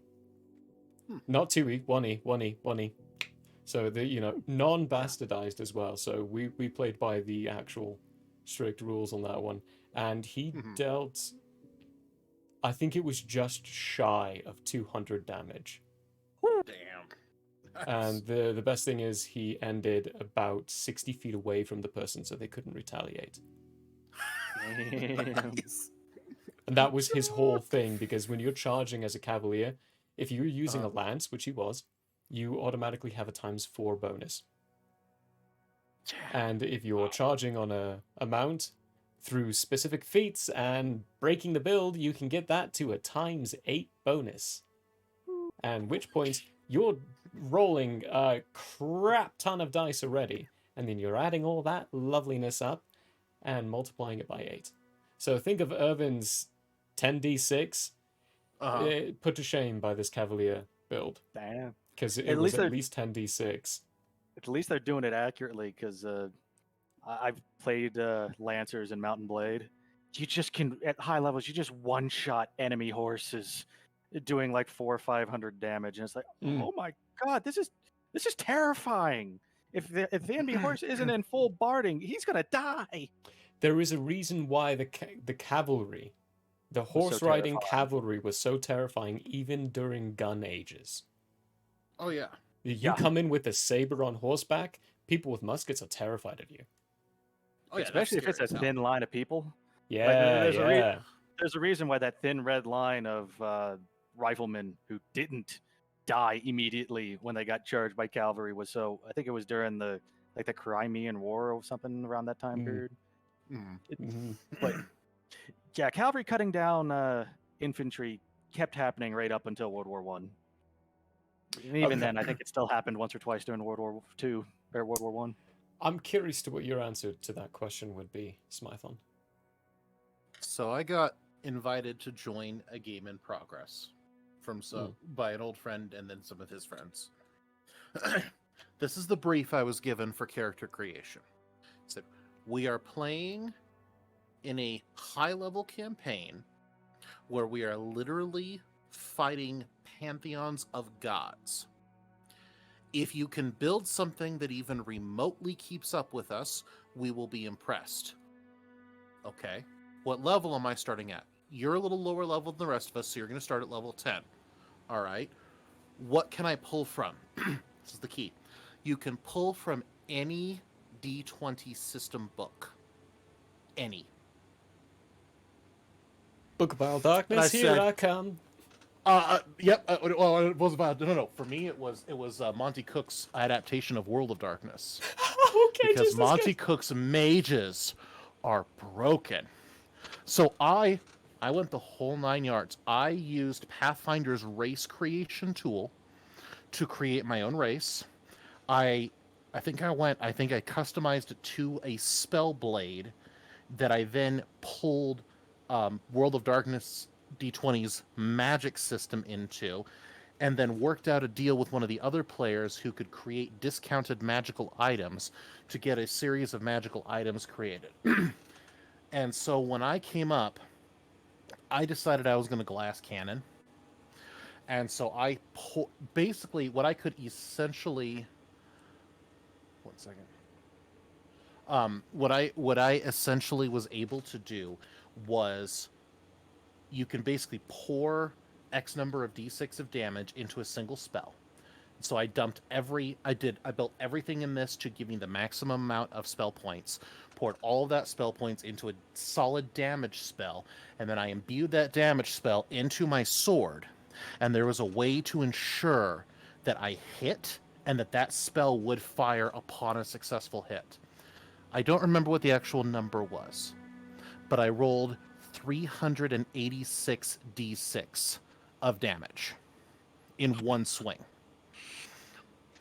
Sweet fuck almighty. Guess who wasn't invited back to the campaign? You! You just pull your sword out and cut the planet in half. I pretty much I pretty much Wow. Dragon Ball Z'd this shit, and I don't know if I could replicate it again if I tried, because I sat for hours with like 4 books open in front of me, pulling, and that was the best min-maxing I've done. But no, that was like I pretty much brought the sun down with a single swipe of the sword.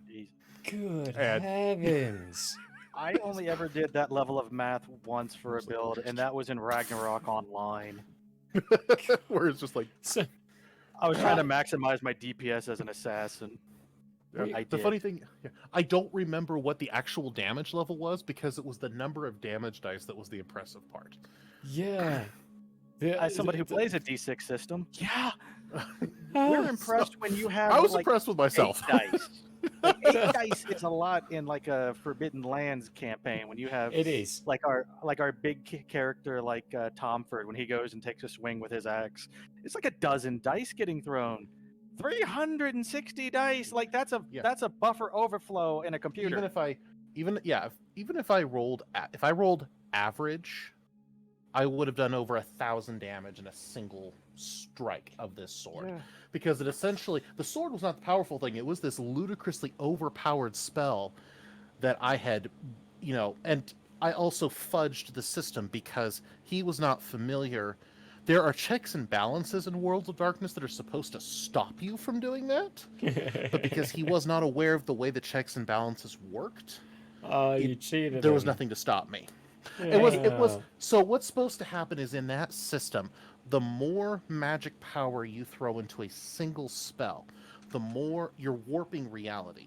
Reality is supposed to snap back at you. Oh, it works like 40k. The problem Yeah. is there isn't a lot of guidance on how this is supposed to work in the system, and it's left up to the DM's discretion. Like wild magic, you roll another dice. So, and if, you get like a 1 realistically, shit happens. I would have done this and just, and then I probably would have fallen unconscious or dead.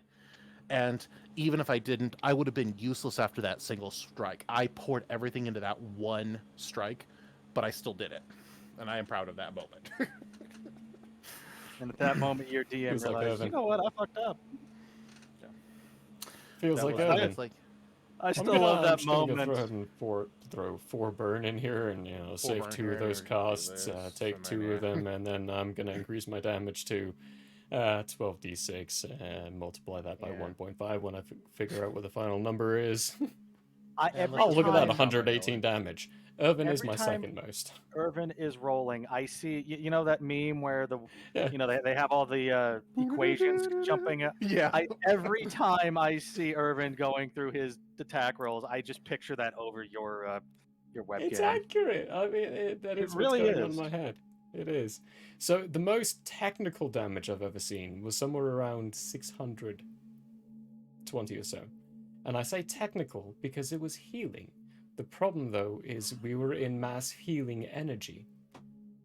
And in Pathfinder 1e, mass healing energy, if you go 3 times the amount, the person you were healing explodes. Mhm. And my character was the largest size category you could be, so colossal, and was healed over 3 times the amount of his maximum HP. Oh god. So he exploded. It Did he- was did he go- bad. Did he This go is why like you- straight Akira first, where he just like turned into a tumor and exploded, That- or was it I- just straight? Is Boom? pretty much how the DM kind of described it, you know, swelling up a little bit and then going boom. The biggest thing they were worried about was where did my sword go? Because my sword was built for the size of a colossal being to use with one hand. So imagine I wouldn't how even worry big about that the is. sword. I'd be worried about the blood tsunami. The blood tsunami. You're Yeah. fucking 50-foot There's a tall word I never thought I'd giant. hear. There's a lot of Yeah. blood in there. But technical damage. We do have another question in chat here. Yeah, we do. Yes, I saw that. Yeah. What Oh, is? just- We were technically trying to fight Ragnarok, which is, you know, the end of the world.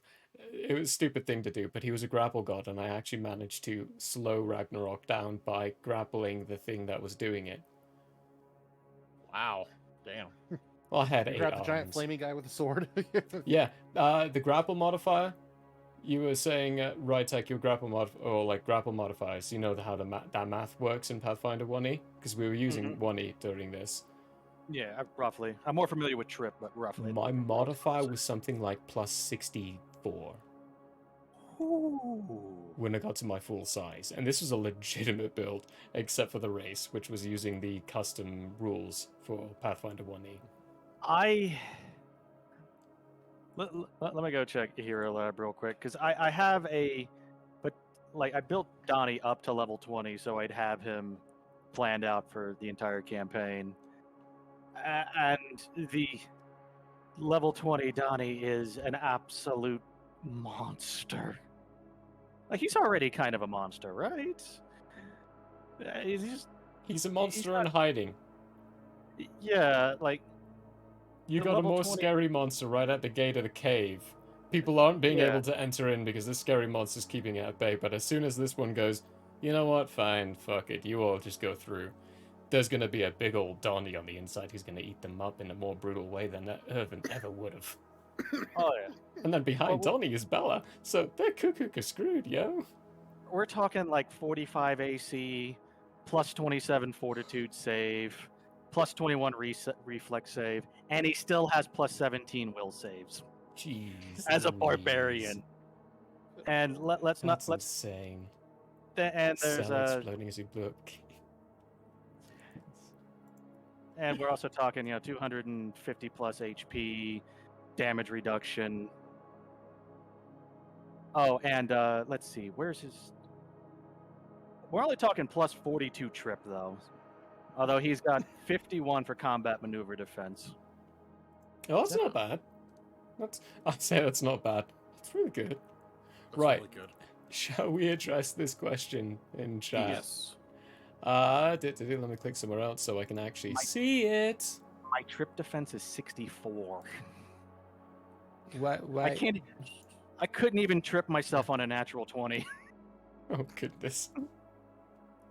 What is the most evil monster you have ever thrown at your players or went up against? Like, did it have acid for blood or resistance to certain damage? Well, Smython over here likes to throw, because Irvin just one-shots everything, he puts a 50-50 cap, or a 50-50 chance of missing on every boss that we fight. Sorry, not sorry. Okay. Sorry, not It's sorry. completely understandable, and it works. I just noticed it. Well, it's not even a 50-50 chance. It's just that they have high AC. Oh, no, I distinctly remember you doing the coin flip once or twice. Oh no, there was one. I don't remember.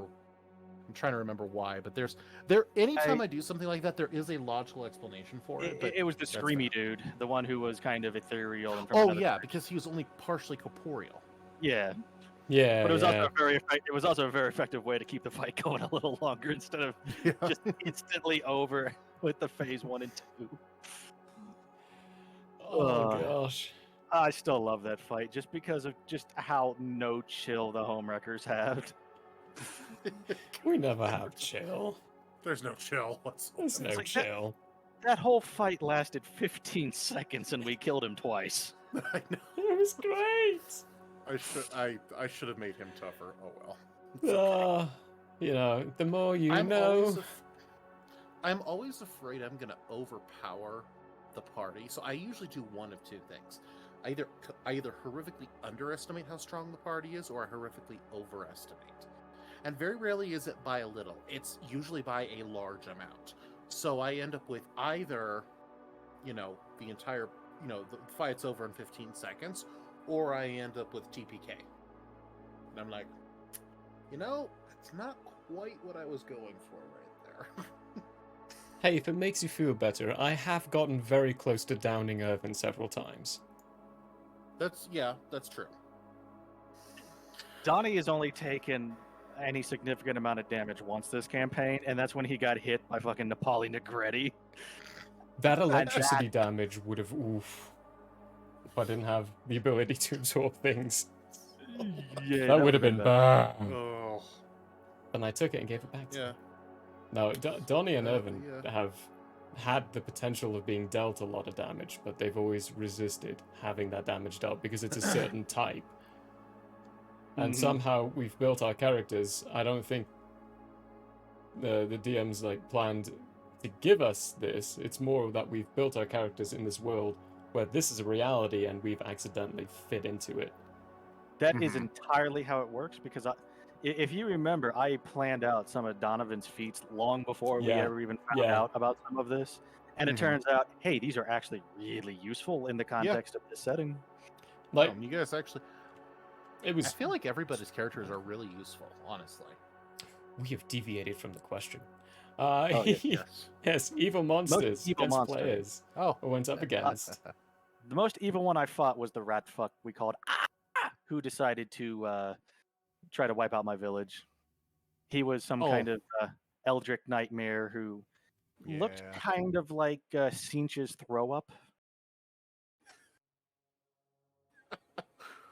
Okay. Too descriptive for you. That whole Smython, take me away from that image.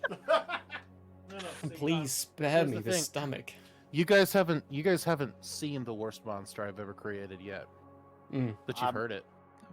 I'm excited to meet that boy. Malacanthus is probably the most terrifying entity I have ever built. And I'm still working on it. No. I have one kind of similar, but it's more like a giant fifth dimensional whale. It just goes through and filter feeds on entire universes. I've heard of concepts kind of like that. So have either of you read any of the Wheel of Time books? Somewhat familiar with it. Okay. Not no, it won't make sense to you then. I would say I'm vaguely familiar because with most universes, I would be considered vaguely familiar with it, but this is the Wheel of Time universe we're talking about. So instead of that 20% familiarity I would normally consider myself to have, I maybe have 0.2. Are you familiar with the concept of balefire? Vaguely. Okay. Nope, not here. Vaguely.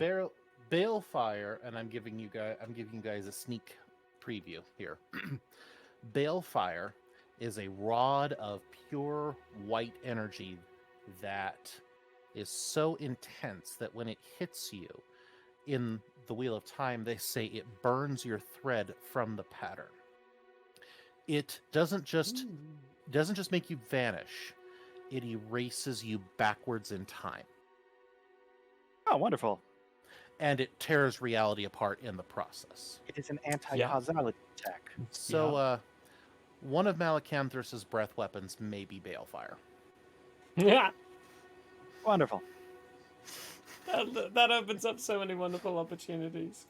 Anyway, it's gonna be interesting. It's gonna be really interesting. I'm curious to see what happens. What happens if you hit the fucking planet with that? Does the planet just never exist throughout history? That's a really good question. Forgotten? That's a really good question. Wow. Oh, your brain thoughts. The weapon from Ender's Game, the one that wipes out entire planets. Like this one wipes out the entire planet throughout the entire fourth dimension. And if you start erasing things backwards in time, the consequences of that ripple back through the timeline. Imagine this, like trippy.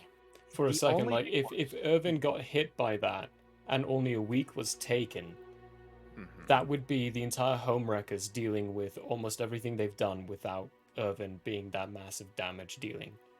And think person. about what could change if he wasn't there. Like I wouldn't have one-shot your sister when she was trying to assassinate the person where they've gotten assassinated instead. Yeah. Oh, And that could I love it. went. What would we have even made it to that point? Because we probably would have gotten into a fight with Negretti, and we still could have won that fight with Negretti because your damage wasn't what won us that fight. It was talking him down. No, yeah, yeah. That one might have still gone the same. But no, you still wiped out the first two phases, but I think we could have made it through. Well, you wiped out the first phase. Second phase was a blood injection.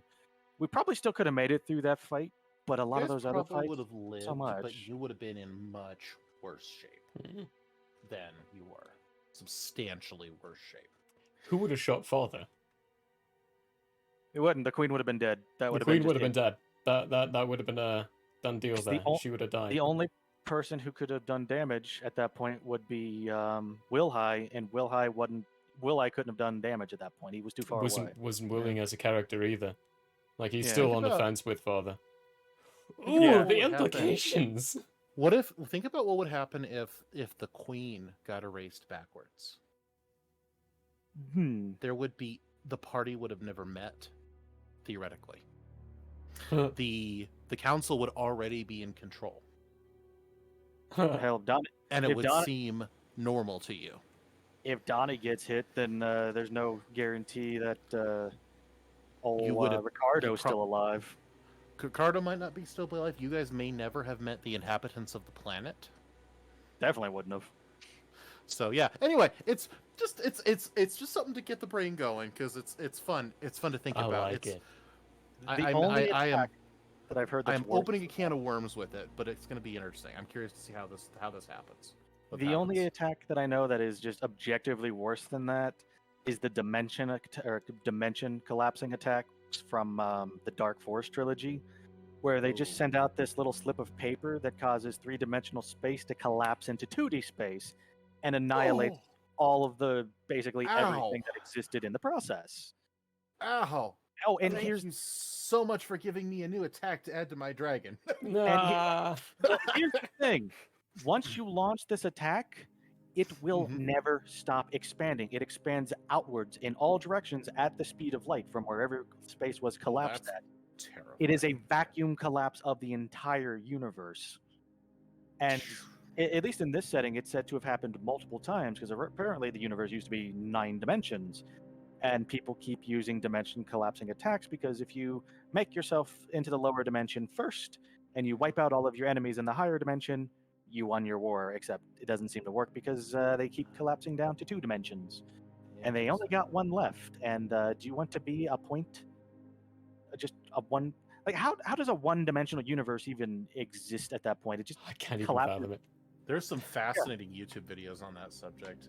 Huh. There's also a great Futurama episode on that subject. For most of them, I can picture, but like if it's a one-dimensional, it's just you That one, and everything yeah. else on a line. It's like everything you ever see is just a pixel, basically. It's Right. We've got enough little time here. I'm going to finish off by answering the question as well. The most evil monster I've ever thrown up against my characters. I'm going to answer that way, because I can. And it is 100% Marcus. So Marcus, he's a character who broke the dimensional barrier stuff with my homebrewed world. He takes place in multiple different dimensions, in multiple different realms and different places because of what he did. And every single one of my campaigns so far have been tied into dealings of what he's done. And I did one campaign where I messed with the players' minds so much where Ethan himself came out saying, if I ever hear that man's name, my character will automatically hate him because of how much I, as a player, hate that character. Marcus must die. Marcus must die. Like, it will automatically be Marcus must die. And he is messed up. He does all the things you would never dream of doing. And a lot of the things that he did, we didn't talk about live or go into live because they're really dark. And He's an absolute monster. He is an absolute monster when it comes down to it. But he's also such a sweet talker that the times that he was on live, everyone was... It was really difficult to tell how much of a monster he was. But they would ask him certain questions of like, what would you do in this situation? And we're like, I wouldn't care about that life. I mean, it's worthless compared to what I'm doing. Like, he'd be very open and vocal about the fact that, like, one of them, I think, even asked him, like, very directly, and, like, and this is, like, a suicide mission, and he said, well, it doesn't matter, I'll just find someone else to try it. You're just the most viable option right now. Yeah. Basically, very apparent of, your lives do not matter to me. Wow. What matters to me is the end goal. That's oof. Yeah. Like, wow. he was a very, very dark character.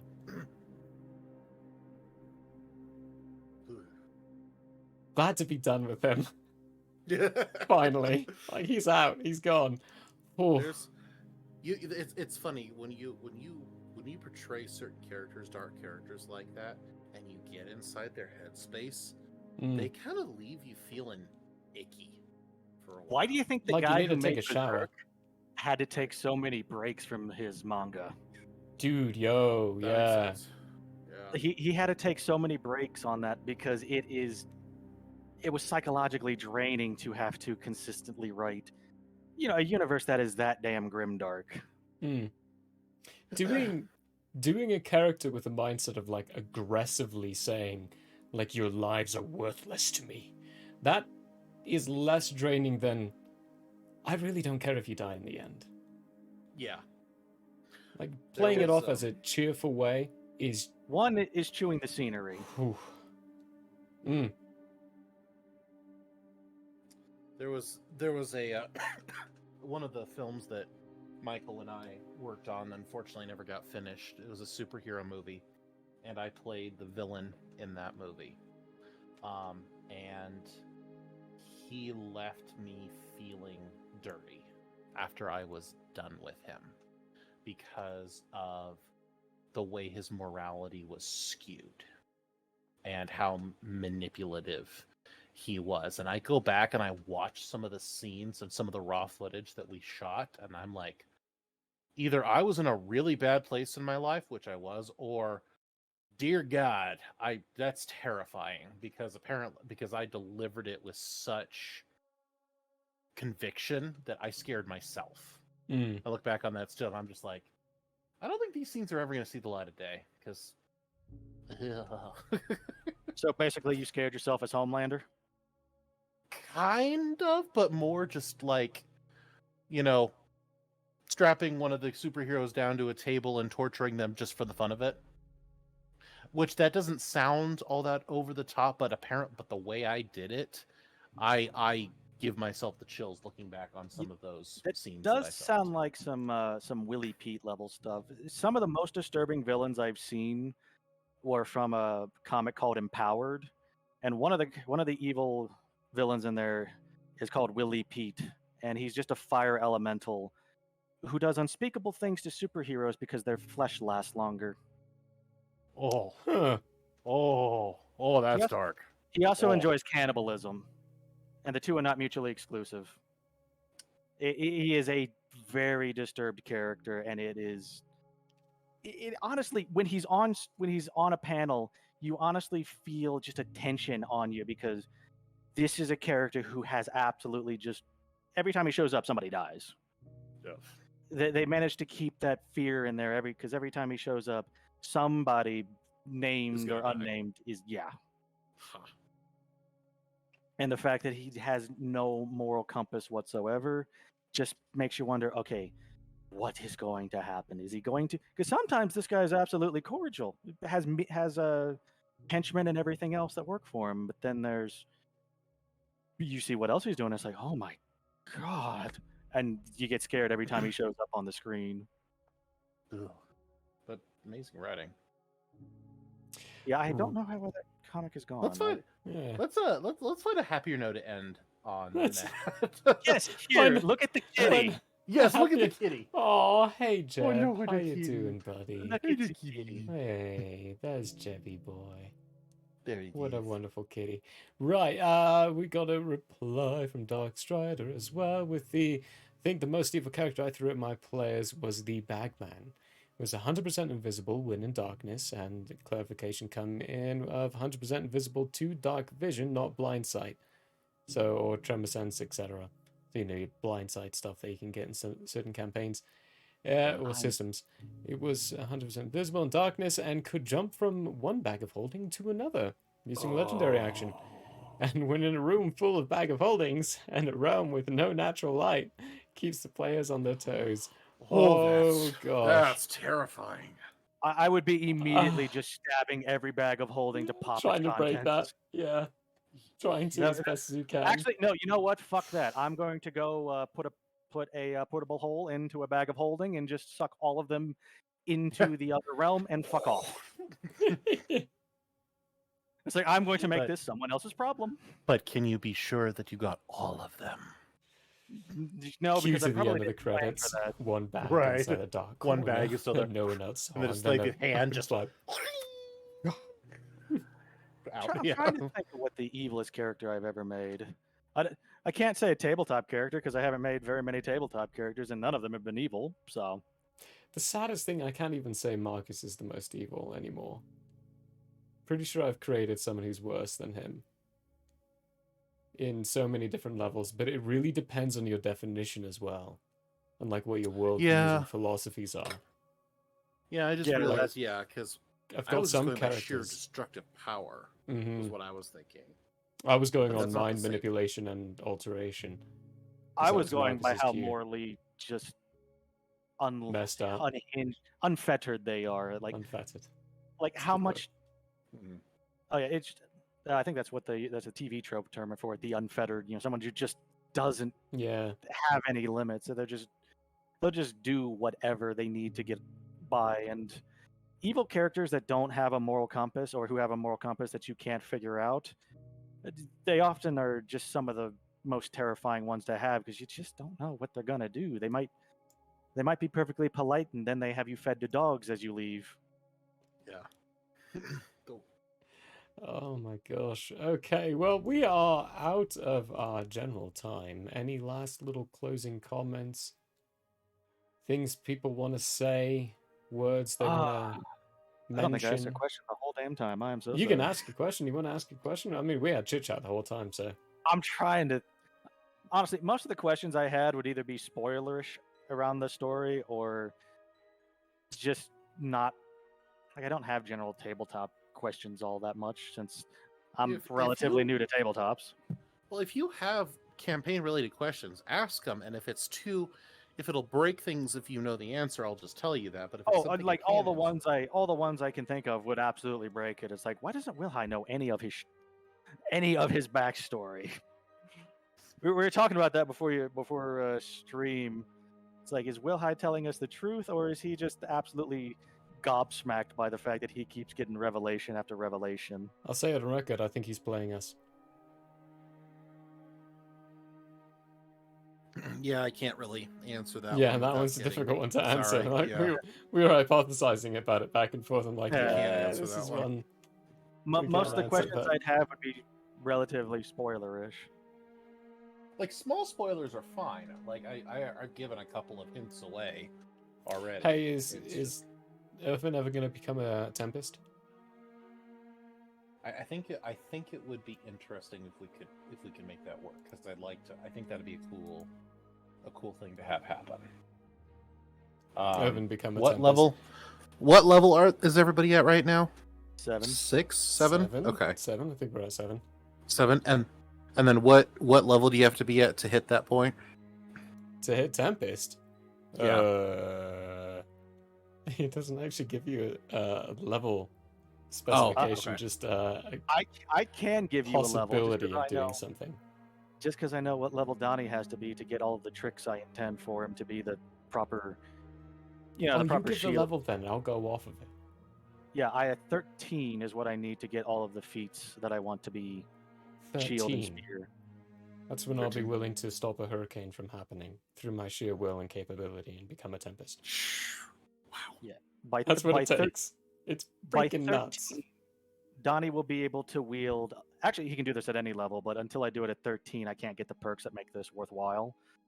He'll be able to wield a goosey arm in one hand, which is a two-handed pole arm, and as long as he has a shield in his offhand, he can just one-hand this thing. Yeah, that's because he has the archetype Phalanx Fighter, which replaces his fighter. And at level 3 of that, you get that as a bonus. As long as you have a shield in your offhand, you can use a two-handed pole arm in one hand. And around level 13 or so, that's when Donnie will have the feats he needs to make that practical, because there's a lot of limitations to pole arms in Pathfinder, so you can't use a reach weapon with something right next to you. But you can shield bash something that gives you a free bull rush and knocks it back 1 square, so you can hit it again with your reach weapon. Nice. Yeah. But I need a couple more levels for feats before that becomes practical. So level 13 or so, and that gives Donnie all of the abilities that I want to thematically give him, and then everything after that is just icing on the cake for power's sake. We're working in an unfortunately compressed timeline because, as you have pointed out, the entire campaign has taken a week and a half at most at this point.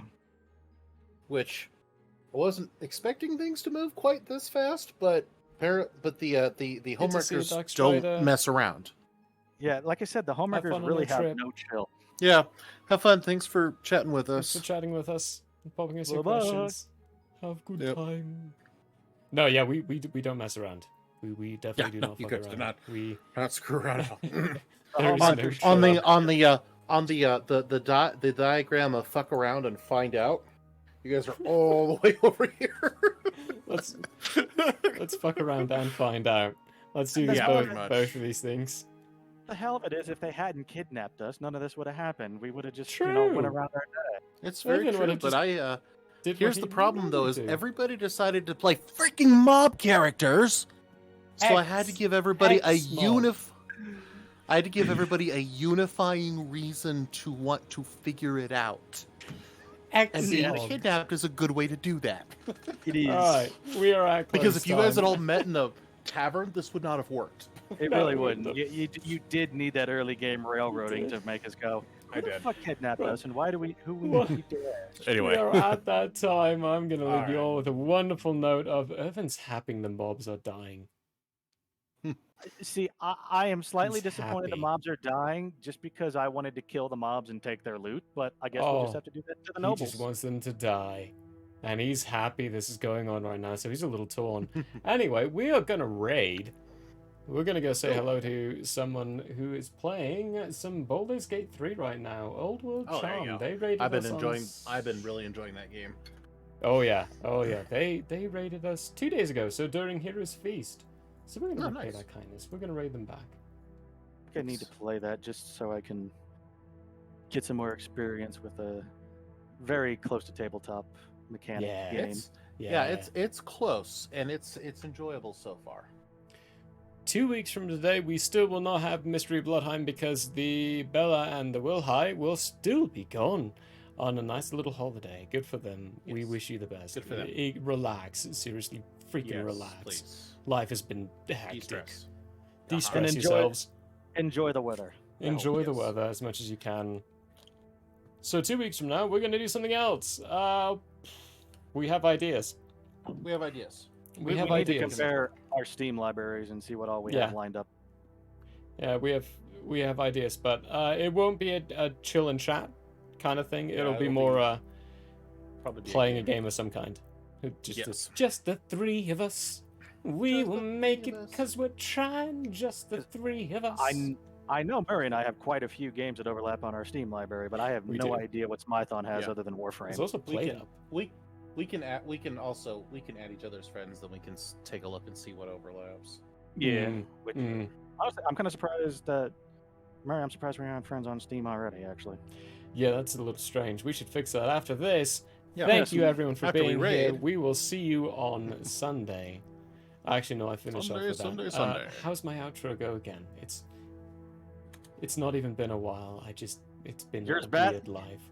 You're as bad as Hans. Yeah, I Except am. he's trying to Something remember about old TTRPGs have a Here we hoot. go. Oh no, wait, that's the Thank intro. you all. Thank you everyone for being here. I hope you had a hoot. We love you all greatly, and we'll see you next Sunday. Yes. Bye bye.